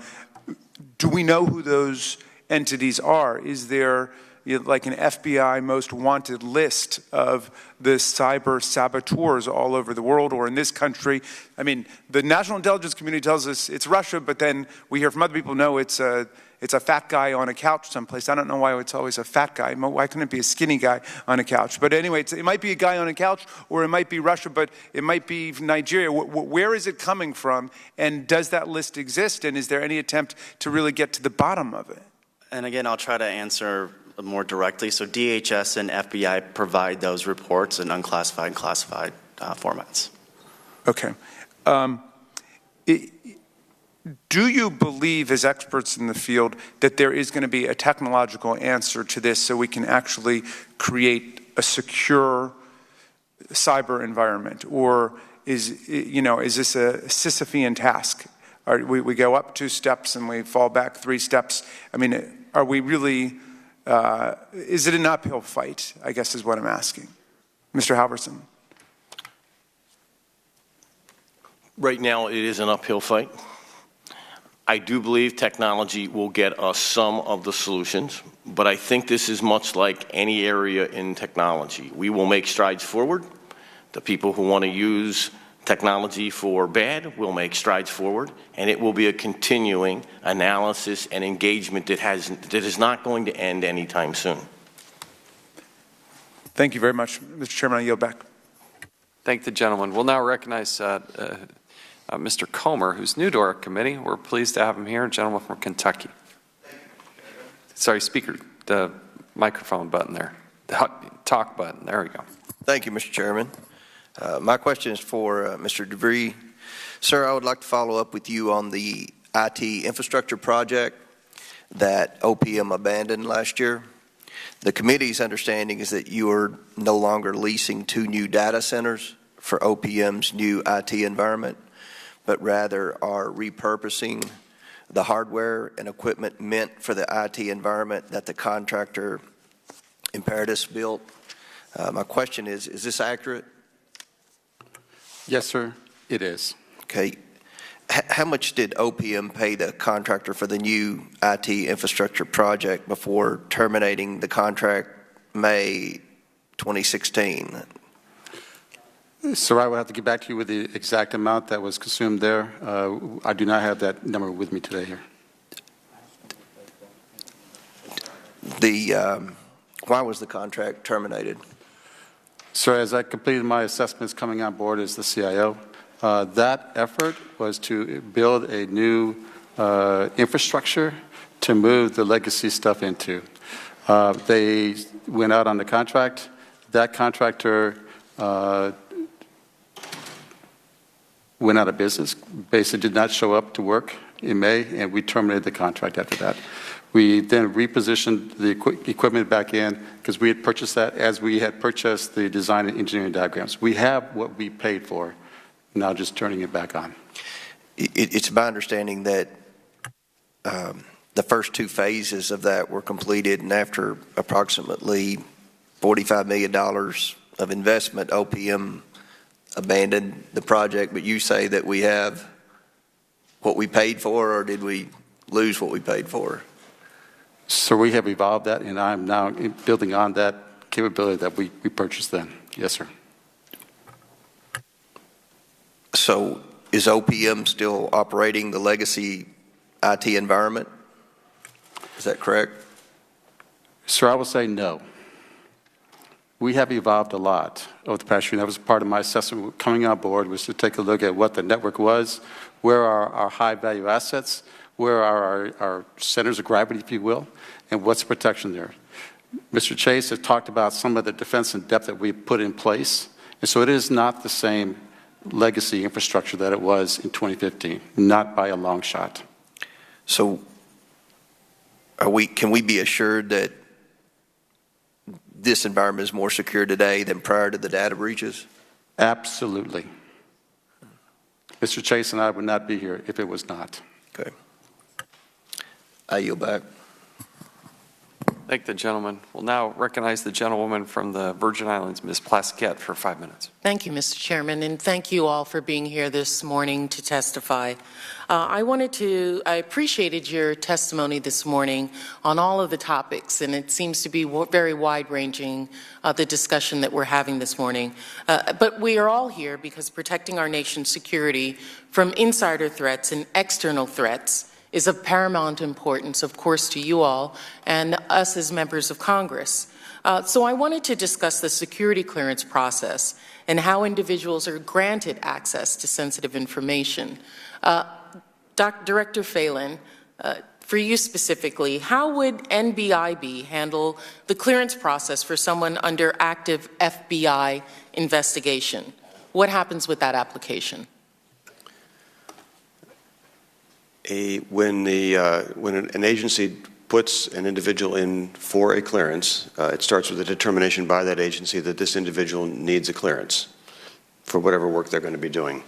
The individual's information is sent to NBIB or to some other investigator. And what if you find out that the person is under active FBI investigation? What happens at that point? If we, in the process of conducting the investigation, determine an individual is under active investigation, we would notify the requester and of what we understand it to be the investigation, and we would continue our part of the investigation unless we are told to stop based on some decision by the requester. Now, in knowing that you're going to continue the investigation of someone who is under an active FBI investigation, would that be one of the factors in disqualifying an individual from a security clearance? Not necessarily, and it would not be our determination. It would be the determination of the requesting agency who is either the requesting agency themselves if they have independent adjudication authority, or in the DoD world, the consolidated adjudication facility. These are the individuals that make the ultimate determination as to whether an individual is eligible for access to. Got you. So you're processing the application, you're giving them the information, and then the agency head then makes the determination whether or not the person has a security clearance. Ultimately, yes. So for the ultimate decision maker for granting a security clearance for a senior White House staffer, who would that person be? The chief of the White House Security Office is the adjudication authority. And so the chief of the security office for the White House is the determiner for an individual and the senior White House level having a security clearance. Yes. And who places that person in that office?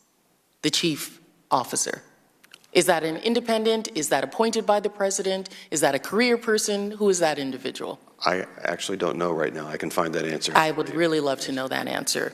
Because is it possible for the ultimate decision maker to make a decision to grant an individual a national security clearance if the person is under an FBI investigation? You're saying yes, that's possible. It is possible. And the reason I'm asking that is because, of course, there's a reason I'm asking, right? There would, according to multiple reports, several members of the Trump campaign and incoming Trump administration may currently be under FBI investigation for their connections with the Russians, the very country implicated in the hacking that everyone seems to be interested in here today. So President Trump's national security advisor, Michael Flynn, is reportedly being investigated by the FBI for phone calls with a Russian diplomat, and the New York Times reported that the FBI is investigating communication and financial transactions between Russia manager Paul Manafort.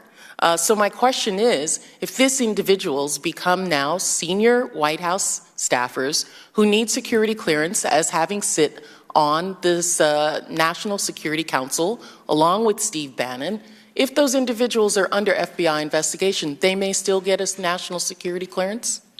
That is certainly possible, and I would distinguish between someone who is under investigation and someone who has been charged or convicted with a crime. Of course, as a lawyer, I know you're innocent until proven guilty, but an active FBI investigation would raise some eyebrows, would it not? Because the FBI would not begin an investigation on my, freshman student who has cheated on a test or something. They usually start FBI investigations for pretty serious things. It would be a noteworthy item on an adjudication, yes. Okay. Mr. Chairman, I think we need the answer to some of the questions that we've been asking here. And so do you know, Director Phelan, that which or any of the senior White House staffers who have access to senior material are under criminal investigation by the FBI? I do not know that, no. Okay, thank you. As the gentlewoman yields back, Ms. McGettigan, she is the acting director of OPM. If you could get back to Ms. Plaskett about Yes, sir. who specifically is in charge, I think the gentlewoman asks a reasonable question here.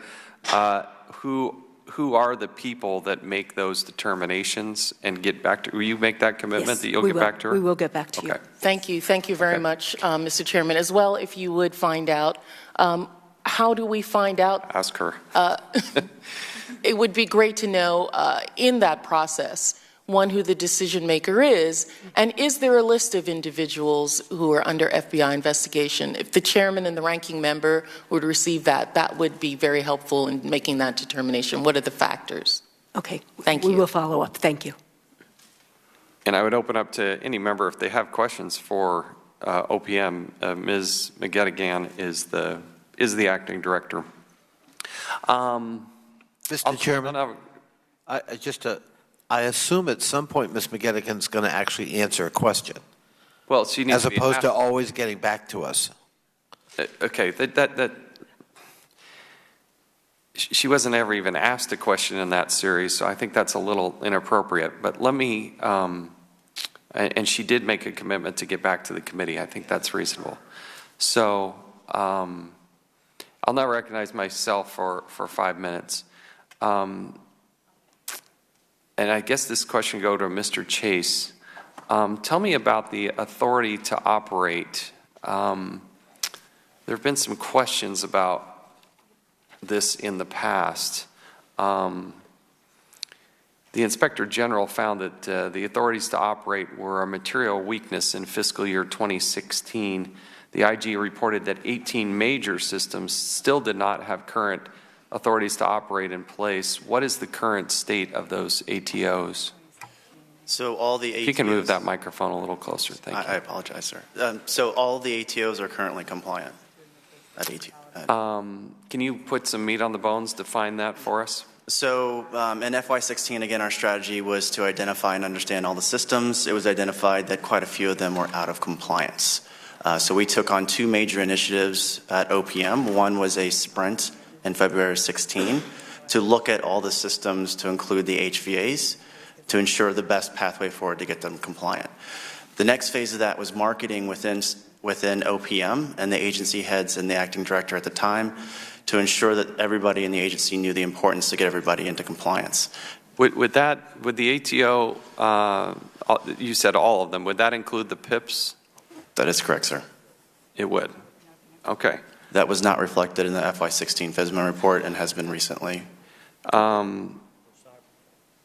Everything within the NBIB, is that, do those all have current valid ATOs? Yes, sir. Okay. Let me switch over here, if we could, to Ms. McGettigan, or maybe Mr. Phelan. You might be the right person. Actually, let me ask you, Mr. Phelan. What is the current state of the ability to look at the social media?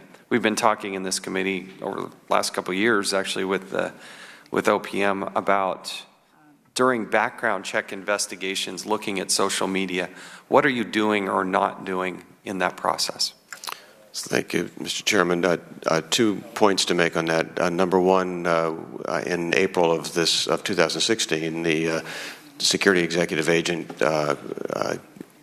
sent out a directive that would allow an investigation to use social media, publicly available electronic information, in order to inform an investigation. We at NBIB or its predecessor, the Federal Investigative Service, have been using on a targeted basis social media inquiries to help resolve issues when they come up during an investigation. We are in the middle of a short pilot to understand how we can incorporate it into a formal, into a more consistent use during an investigation. In other words, how do we collect the information, get it disambiguated, and make sure it is accurate and of any value, and then provide it to an investigator who is in the field conducting an investigation to help enhance that. Can you define short pilot? Because I think we've been talking about this for a couple of years. This doesn't seem to be very short. So a number of pilots have been conducted by a number of agencies to look at the value of social media, and they've most have reached a similar conclusion. There can be valuable information in collecting social media. Can you just hold on here? This is what drives people crazy about government. You had to conduct a study to find out if looking at social media would be valuable, and the conclusion is it might be, yes. Come on. Every single time there's a terrorist attack, what's the very first thing the investigative body does? They go and look at their social media. And more often than not, they say, oh my goodness, if somebody had just looked at this, why in the world do we need, we're still doing a pilot? Let me answer the question for you. Yes, looking at publicly available social media should be part of the background check. It's a joke to think that you're not looking at social media. And the idea that we even have to think about this, by its very definition, it is social, it is open, it's there. Facebook, you can go, come on. Instagram, Twitter. Every single time we go and do an interview for somebody, we go check their social media. Why do you have to do another pilot? The pilot was not to determine whether or not there's any value in social media. The pilot that we are currently running is how do we incorporate it into a standard background investigative process. And the largest pole in this tent here is not can we collect the information. It is not is there going to be valuable information in there. It becomes how does it get incorporated in a manner that is cost effective to our customer base. And because the collection is the easy part, the analysis of it becomes harder, and the more data that's out there, the more difficult the analysis becomes.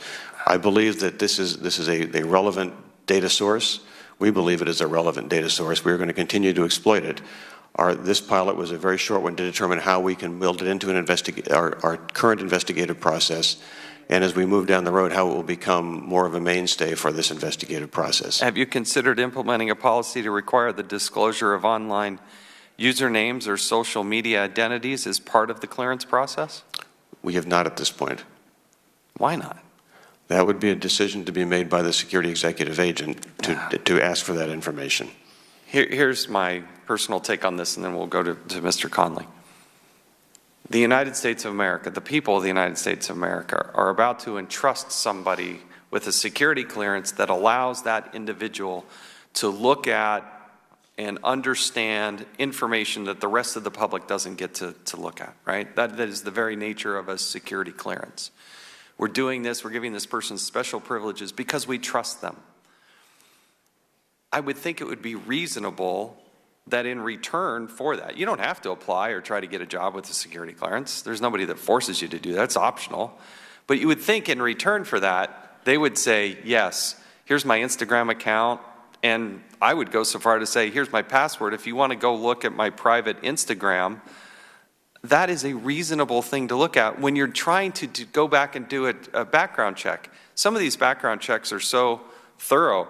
You're looking at bank records, you're looking at education, you're interviewing neighbors, you're talking and trying to figure out as much as you can about this information, a very costly, expensive, laborious process. And yet we're so bashful, we won't even say, we're going to be looking at your Instagram, is that okay? And if it's not, then maybe we shouldn't be giving them a security clearance. That's my take on it. It's very frustrating. This takes so long because every time we have a problem, what's the very first thing the FBI and other law enforcement want to do? They want to dive into their social media. That's the best way for them to figure out what has been going on, what is the attitude, who are they communicating with. And if we're going to give a security clearance, it seems reasonable. I'm past my time. We'll now recognize the gentleman from Virginia, Mr. Conley. I thank the chair. I also would say to the chair, I caution him, I don't think it's appropriate for him to characterize an intervention or a question by a member of this committee. I don't do that to him, and I expect him not to do it to me. And if we're going to get into that, two can play the game. Ms. McGettigan, a question maybe you can answer. OPM, is it going to migrate to the required XML format for transaction submissions and background checks? instead of using legacy systems. I thought I heard Mr. DeVries say we're pretty much done with the legacy systems. Have we fully migrated to the required XML system? I will have to defer that to Mr. DeVries. You don't know the answer? I do not. Mr. DeVries. No, sir, we have not. Why not? So the whole legacy system is comprised of 8 different systems which ask questions and interact and portray and conduct the investigation through that. A lot of the language on, especially, I think it was a member here brought up the word PIPS, which is the main database system that maintains it there. That is on written in language that is no longer supported, and I'm trying to move it out of there. It is not just merely a case of just taking something and porting it out to XML. We have employed XML in terms of the interface going into the customer. We have put that into all the front-facing applications there. And in that term, we've also put other protections in there, like masking of the Social Security number and in other techniques. So yes, to the customer-facing one, as we have on other OPM systems, we have put the XML piece into it. Ms. McGettigan, what is OPM and NBIB doing to ensure that if data is exfiltrated from the NBIB, NBIS systems, that the data will be protected and its location and attempted use will not only be prevented by visible to the NBIS for action? What are you doing to protect that in the exfiltration process? Can't hear you. I apologize. Again, sir, I will have to defer to Mr. DeVries or Mr. Halverson. So again, you can't answer the question. Mr. DeVries. I cannot. Does the acting director of OPM get involved in these cyber issues at all?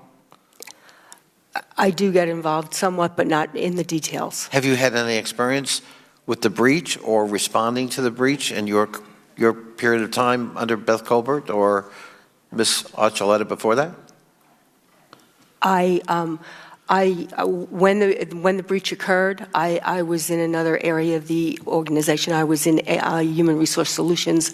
I was not the Chief Management Officer at that time, so I was not intimately involved. I was involved from another area of and had no responsibility for that. Mr. DeVries, what are we doing about that exfiltration, protecting that data so it's not breached? Yes, sir. So on a macro perspective, let's start with where the employee or the individual who's going to be investigated, he enters his records or his information into the EQIP through the SF, the standard form 86. That information is stored securely. It's on an encrypted database. That is what gets queued up to go to the investigators once they are awarded that work, if you will, from the MBIB. With my coming on board in September, we changed that process. In the past, when the companies would get their task orders to do these investigations, and we just talked about the contract that was awarded out to 4 new companies, 2 of those were existing ones, and there are 2 new ones in there. The investigators no longer can download that information to their company information stores. It stays as part of the government, and we've incorporated a new security thing there where when they pull the records in, it is on a different encrypted system under their hard drive, and they authenticate themselves with a verification card that is issued by OPM and MBIB to them. I only have 30-something seconds, so let me ask another question. What are we doing to boost the capacity to decrease the enormous backlog on security background checks? Mr. Phelan. Yes, sir. We have done two things of large proportion. Number one, as was referenced earlier, we have started a new contract period and doubled the number of companies that are available to provide contract investigations, and that we believe will have a significant impact on our ability to work off the backlog. At the same time, in fiscal 2016, we hired 400 new federal investigators into the service, and we plan on in 2017 adding another 200, and we are already seeing the fruits of that addition to work off the capacity. I think this is, on top of many topics we're talking about, this is really important. I get complaints all the time, especially from private sector companies with enormous numbers of jobs at the ready they cannot fill because of this backlog. And so the more we can do to streamline, expedite while making sure it's still accurate, I think is really critical moving forward. Yes, sir. Thank you. I yield back. Thank the gentleman. We'll now recognize the gentleman from Alabama, Mr. Palmer. Thank you, Mr. Chairman. I know you're new on the job, Ms. McGettigan, but and if there's anyone on the panel who can answer this, I'd appreciate it. Does OPM allow employees to access personal email accounts, Facebook, do any other personal business using the federal server? Employees are allowed to do limited access for personal business, access their bank accounts, what have you. So there's limited access for personal business, limited use.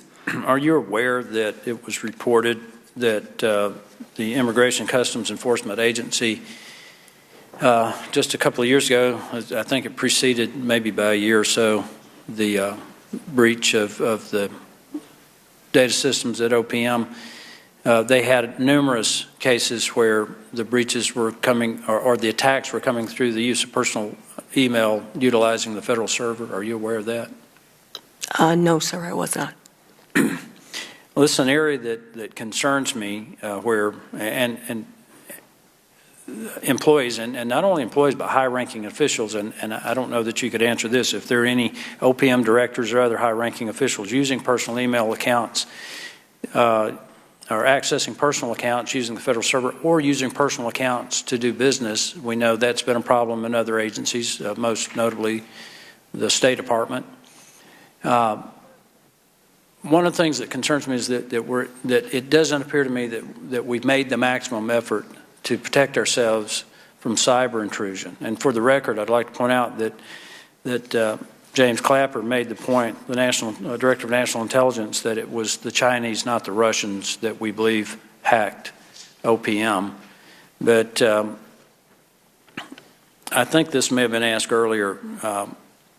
OPM is still not fully compliant with the requirements for the use of personally identifiable verification cards, the PIV cards. Where are we on that? Sir, I'll take that. So we are 100% compliant for the PIV cards for the users to access the network.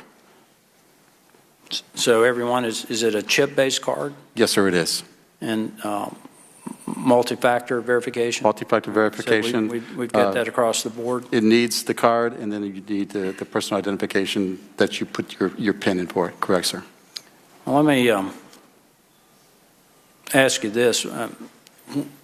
In regard to hiring people who handle your data systems, and particularly to protect you against cyber attacks, how long does it take to process an applicant? For instance, there's a gentleman at the University of Alabama, Birmingham, one of the top people in the country on this, Gary Warner, and he's turning out some of the top, best experts in cybersecurity, and the day they graduate, it's almost the day they graduate, they can get a job with Visa, MasterCard, but it seems to take months to even get in the system for the federal government. Is that an issue at OPM? Well, yes, sir, it is an issue in terms of the background investigations. We are very much backlogged. We are committed to reducing that backlog, and we have, to that end, we have just awarded contracts to increase our capacity, the field contracts to increase our capacity, and we are on a path to reduce that backlog. But it will take time, and employees of OPM or prospective employees of OPM are also waiting for background investigations. Well, I know that, and I wasn't here for the opening of this hearing, that there seems to be a tendency to try to make this politicize this. And if that's where some members want to go with it, that's fine. But I think the seriousness of the breach at OPM requires that we we do our jobs to make sure that our data systems are secure. And one of the things that I might suggest and encourage you to consider is doing the background checks on these top students while they're still in school so that when they graduate, we're not going to lose them to the private sector. I think that we've put ourselves, at great exposure by not having quicker access to the best people that are available to protect our data systems. Is that something that OPM might consider? Could we expedite the process? Because it's unreasonable to think that someone could get a really good job somewhere else and then have to wait months to get an interview. Yes, sir. We do have some programs. We have a program, Presidential Management Fellow Program, where we have people apply, recent graduates apply, and they are vetted and then they become finalists. We do not do, to my knowledge, the background investigations are always done at once the person receives a conditional offer of employment. So it is the offer of employment that triggers the background investigation. Well, I thank you for coming today, and I just want to make this last point, Mr. Chairman, that I think the point that needs to be made is that the purpose of this hearing is to make sure that our data systems are secure, and I think this committee will do whatever we need to do to make that possible. I yield back. Thank the gentleman. We'll now recognize the gentleman from Wisconsin, Mr. Grothman. Thank you. Mr. DeVries, we'll ask you a question again. You know, the GAO recently found... Mr. Grothman, my apologies. My apologies. We need to go to the Democratic first. Ms. Lawrence failed to recognize her. The gentlewoman is recognized for 5 minutes. I know you would never purposely not recognize me, Mr. Chairman. Yesterday, Ranking Member Cummings sent a letter to the Defense Secretary about potentially serious violation of the Constitution by Lieutenant Governor Michael Flynn, the President's National Security Advisor. General Flynn had admitted that he was paid to attend an event sponsored by the Russian-backed television network known as RT, and he dined with the Russian President, Putin. RT has been described by the NSA, CIA, and FBI, and I quote, the Kremlin's principal international propaganda outlet. It receives funding, staffing, and direction from the Russian government. Director Palin, your staff provided the standard Form 86 for security clearance holders. One question on the form, and I quote, have you or any member of your immediate family in the past 7 years had any contact with a foreign government, its establishment, or its representatives, whether inside or outside of the U.S.? My question to you, why are these individuals asked this question? Thank you, Representative, for that question. The reason these questions are asked is to ensure that the individual who is making an adjudicative decision understands what relationships an individual may have with a foreign government or foreign representative. And the nature of that question is to get to the heart of what that relationship may be. It could be benign, it could be not benign, but this would be the judgment of the adjudication organization. Our goal would be, based on the response to that question, to gather as much information as we can get to the form also asks the question, and I quote, have you in the past 7 years provided advice or support to any individual associated with a foreign business or foreign organization? So my question to you is, do you know if General Flynn has a clearance? I have not checked the record. My belief is he does have a clearance, but I don't know that authoritatively. And if I could add that the investigation of General Flynn, given his role in the White House, would generally be conducted by the FBI and not by NBIB. So you don't know if he has a clearance, correct? I don't know authoritatively, but I believe he does. Do you know if he ever reported to the appropriate authorities? I do not know that. Do you know if General Flynn ever reported how much he was paid for his trip? I do not know that. So you're stating within the government that would be the FBI that would answer that question? His reporting chain, if his clearance was still through the Department of Defense, would have been back through a Department of Defense security office, and they would be the organization that would have that on the record. It would be up to the FBI, if they were doing the investigation, to go back and reach out to the Department of Defense and ask if that had been reported. Do you know if that reach out has happened? I do not know. Mr. Chairman, we need to get answers to these basic questions, and I am requesting that the committee send a letter requesting a copy of General Flynn's security clearance application, as well as any and all updates he may have submitted. Will the chair agree to that? Send me the request. I appreciate it. We have a responsibility, and we have been talking about this, and Mr. Chairman, you have been a staunch leader in this, and this is an area I feel that we need questions answered. Thank you so much. Now I recognize the gentleman from Wisconsin, Mr. Grothman. Okay, Mr. DeVries. GAO found that personnel management had not yet completed and submitted a data center optimization plan. And originally that was supposed to be done in September of last year. Do you know when that plan will be completed, or has it been completed? Thank you, sir. I appreciate that quick question because that's one that's near and dear to my heart. I came on board as the CIO in September. We did not publish that one because it was not complete. I completed the assessment on it, and we're finalizing that, and that should be done back up to OMB by the end of this quarter here. By the end of? This quarter. Oh, okay. So the next couple of months. Okay. You know what the savings goal you have for a plan like that is?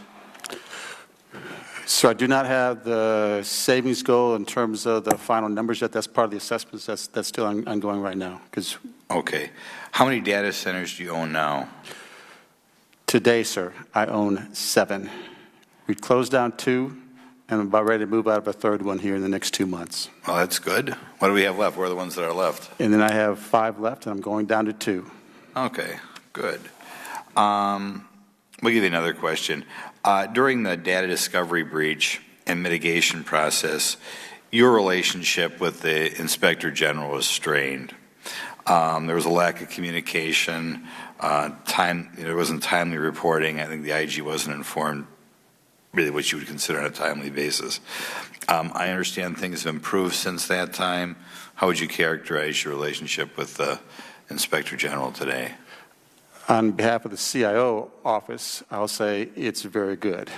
I say that because we meet monthly with his staff and my staff to go through what their concerns are, what their findings are, what our status is of reporting back to those findings. It's a very good relationship. They hold nothing back.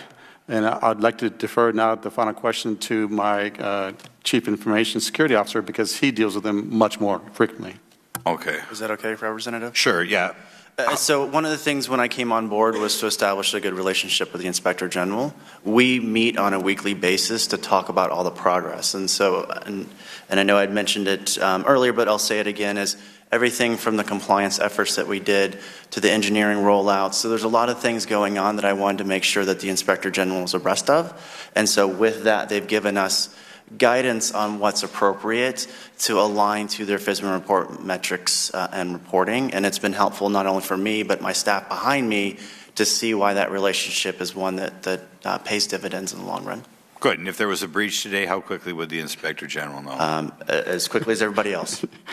Okay. So I make that first phone call to the director, the second one is to the OIG. So it's okay. Real-time mode. Thank you. I yield the remainder of my time.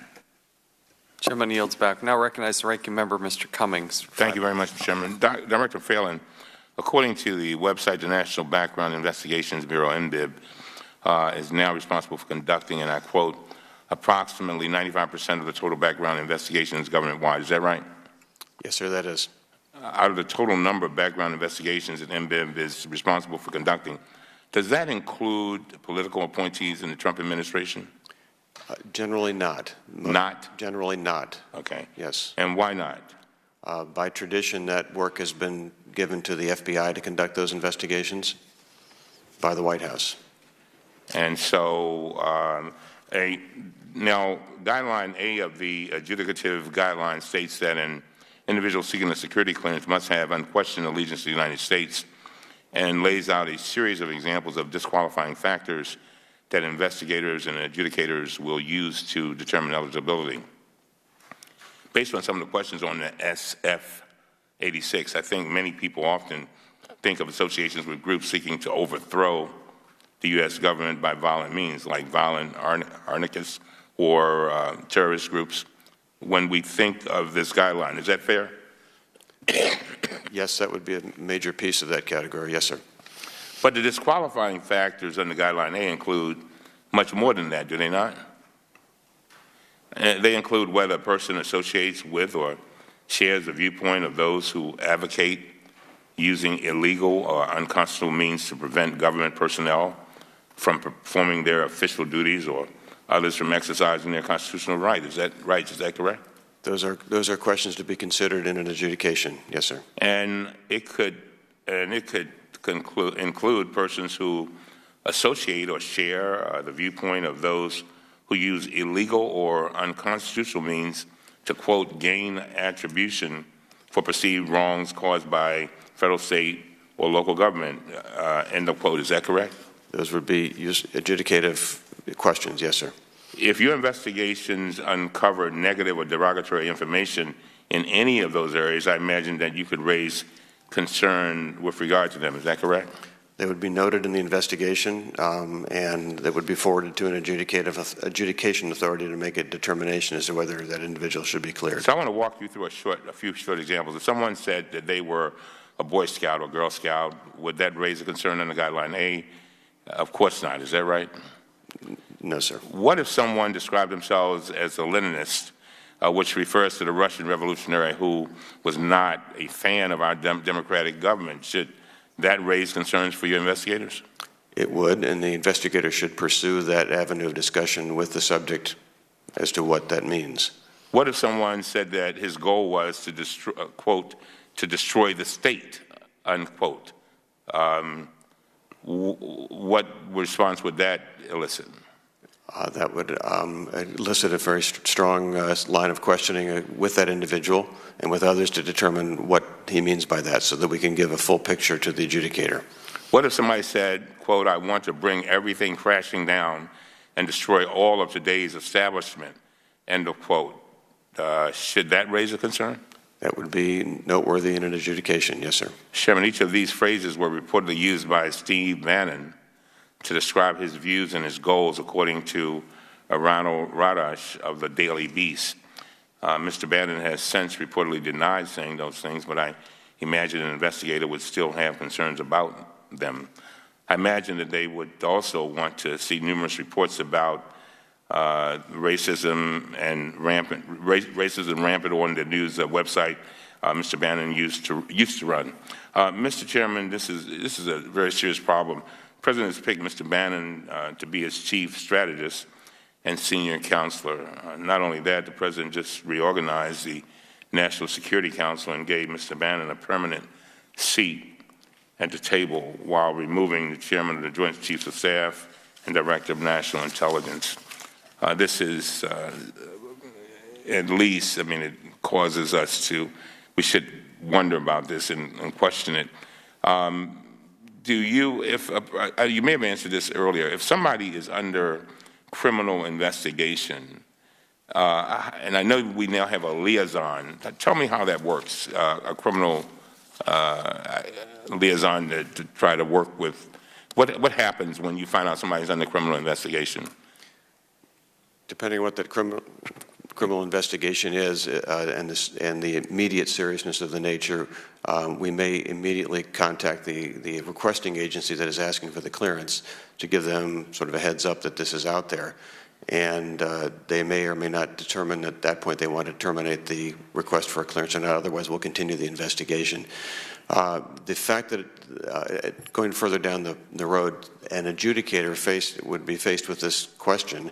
This is an individual under criminal investigation. It would be up to them to understand what that investigation is about and to make a judgment whether or not that investigation or what is surrounding it would be disqualifying for access to classified information, whether it shows an inability to be trusted to hold on to classified information. So in other words, a person could still get a clearance. Yes. And I would assume that if that person were then later on convicted of an offense, then that probably his clearance would be withdrawn. Is that right? And who would do that? The organization that issued the clearance would be the organization to rescind the clearance, and based on what they see, and they would make it. And if it had already been issued and an individual is convicted, it would be up to that organization to determine whether or not that conviction has any impact on their ability to be trusted. My last question: I just gave some quotes that are attributed to Mr. Bannon.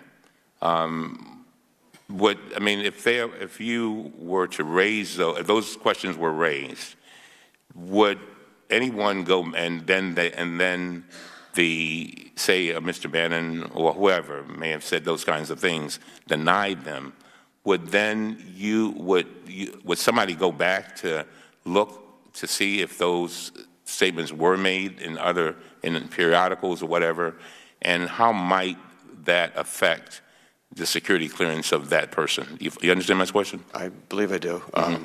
If we were faced with an individual who had made statements that appeared to be counter to the United States, that would be an issue we would pursue with the subject themselves to start with.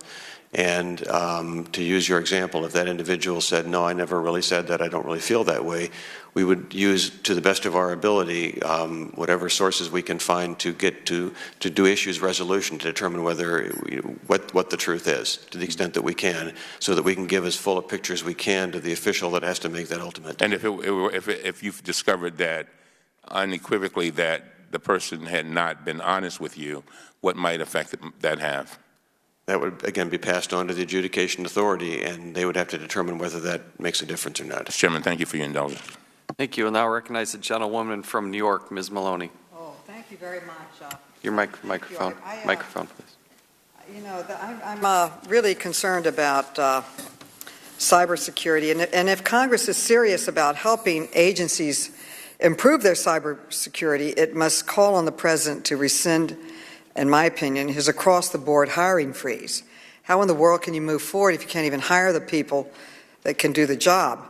This freeze that he's put in place, in my opinion, undermines the federal government's ability to recruit, develop, and maintain a pipeline of cybersecurity talent that's needed to strengthen federal cybersecurity. And if there was a field that didn't change every 24 hours, it's cybersecurity. You have to get the youngest, brightest, latest people that are involved in it. So I am concerned about this freeze that he put in place, I think it was roughly 2 weeks ago. And he's taken other steps that will make it more difficult for federal agencies to improve the area of cybersecurity. So and then he issued this memorandum ordering across-the-board hiring freeze in the federal government. And I want to quote from it. And I quote, as part of this freeze, no vacant positions existing at noon on January 22nd, 2017 may be filled, and no new positions may be created. So it seems to me that when it comes to improving cybersecurity, a hiring freeze is one of the most counterproductive policies that you could ever put in place. And after the 2015 cybersecurity at OPM, federal CIO Tony Scott and then OMB Director Sean Donovan put in place a cybersecurity strategy and implementation plan for the entire government. And I quote, the vast majority of federal agencies cite a lack of cyber and IT talent as a major resource constraint that impacts their ability to protect information and assets. And so I'd just like to ask Mr. DeVries, and as the CIO of OPM, can you highlight some of the challenges that OPM has faced when it comes to recruiting and hiring cybersecurity specialists?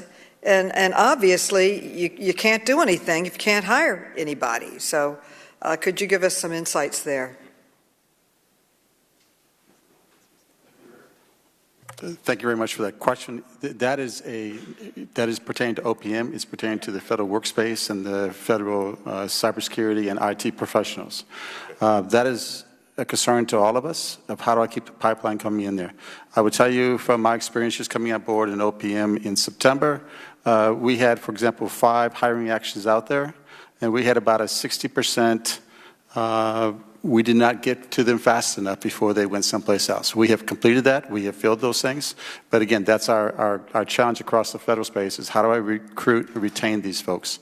I would tell you it comes from the passion of the heart. They come on board. If I give them meaningful experiences, training, they will stay. I think we're also working across the federal space of how do I help improve the rotation, if you will, from federal service back to industry and then back in again. We need to we have made strides on it. We need to continue to work on that together. Well, I've got to say that cybersecurity is really tied to the security of the nation. And I think I don't see how you can do your job if you can't hire people. So I would respectfully like to request that the chairman think about maybe asking for a waiver for the cybersecurity area in hiring. Number one, as Mr. DeVries pointed out, it's hard to hire them because they're in great demand all over the country right now. That is a prime focus of the country. And so we need to work in this for the good of the country. And we're all individuals. I'm going to write the president my own letter and request that he waive it for the area of cybersecurity. But can you just go over some of the agencies? How does this hinder your ability and capability to improve when it comes to securing IT systems when you're not able to hire people? How does this affect you? Congresswoman, in terms of the hiring freeze, this is a 90-day freeze, and there are many exemptions to that freeze, primarily in terms of national security, public health, and public safety. Well, isn't this national security, cybersecurity? Well, agency heads are able to make that determination and to exempt those positions that are deemed to be national security. Okay. So that's taken care of. If they are not, if they have a position, a cybersecurity position that they would not feel was national security, they can come to OPM, and we will review their request for an exemption from that. Have any people asked for exemptions? At this point, no. I'm not aware specifically that anyone has come into OPM. I haven't seen any request. Okay, my time has expired. Thank you. Thank you. Just a few wrap-up questions. Mr. DeVries, could you please provide the committee all the NCATs or other pen test reports conducted in the last year? Is that something you could provide the committee? Yes, sir, we can. Okay, thank you. We'd appreciate it if you do that. And then, Mr. Phelan, one of the sad realities of what happened when Director Archuleta was in place is this hack had legacy systems online that dated back to 1985. And my understanding is even if you applied for a job and didn't get a job with the federal government, you did it after 1985, you might have been in that system. What are you doing to take sort of the non-active records so they're not online and thus accessible to some hacking? Have you made any adjustments there? To be honest, sir, I don't know. I know we have done a tremendous amount. You've heard it earlier today in securing the systems, and I'm very comfortable that we have both the barriers on the front end and the ability to, my words, fight sort of a active shooter online on the network, should it appear. I don't believe we've taken a tremendous amount of this and put it offline because it needs to be accessible for any future work that we do. To a degree. I mean, you know, somebody retired in 1991, and then all of a sudden we have a hack in 2014. That does kind of beg the question, why is that system? Mr. Halverson looks like he has some. The new system will have tiered storage on it, both in terms of what's live, what goes back, and it will take into consideration some of the things you said. If you are offline for a while, that will go into a different storage system, and it will be much harder to access. It seemed like one of the lessons we should have learned is for the non-active employees. And again, there may be a period of time. You all are more experts on it than we are, but after a certain amount of time, maybe it should be, you know, more sitting in some mountain somewhere as opposed to online. Two last questions. Who's in charge? When there's conflict, disagreement, when there is an attack, who ultimately is in charge? So through my program, we actually have a process that we implemented based on the lessons learned from the 2015 breach. And there is a communication path that routes up into the director's office through the CIO with the severity and any data or details related to that incident. So who's in charge? Who ultimately makes the hard decision? If there's a disagreement, a question, you got the DOD, you got OPM, something's not, who is the ultimate decision maker? So I'd like to take that on. If it's on the current system that OPM and I as the CIO am responsible for, I do that. Okay. On the new system within the NBIS as we transition to it, DOD will. Okay, so that would be Mr. Halverson or whoever's replacement is. Correct. That is correct. Okay. Last question. Mr. Halverson, you have the freedom of retirement running around the corner here. So given that your years of service, your perspective, your expertise, summarize for us, what should the Congress understand? What are your greatest frustrations and concerns and your best suggestions that you can offer us? Well, first, I'll thank Congress. As you know, working through many of the members here, we did get the cyber accepted service law, which I do think was the first thing that we needed to get done to recruit and move past some of the things that were blocking us, our ability. I do think we are going to have to reevaluate the pay scale for cybersecurity personnel and some other key positions.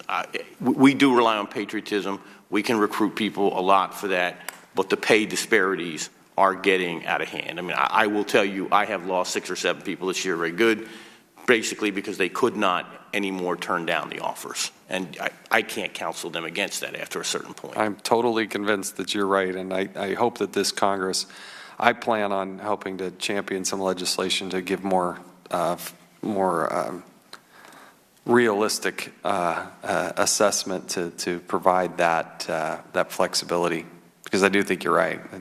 And I think the other most important thing that we do, and I have said this before, I will keep saying it, I do think the secret weapon of our country to keep our security, keep our edge in warfighting, is better use of our industry and commercial mobility and agility. You have seen, we've talked about this, DOD, we are embarking to bring as much commercial into these activities. We are doing it with this system as the build of the new.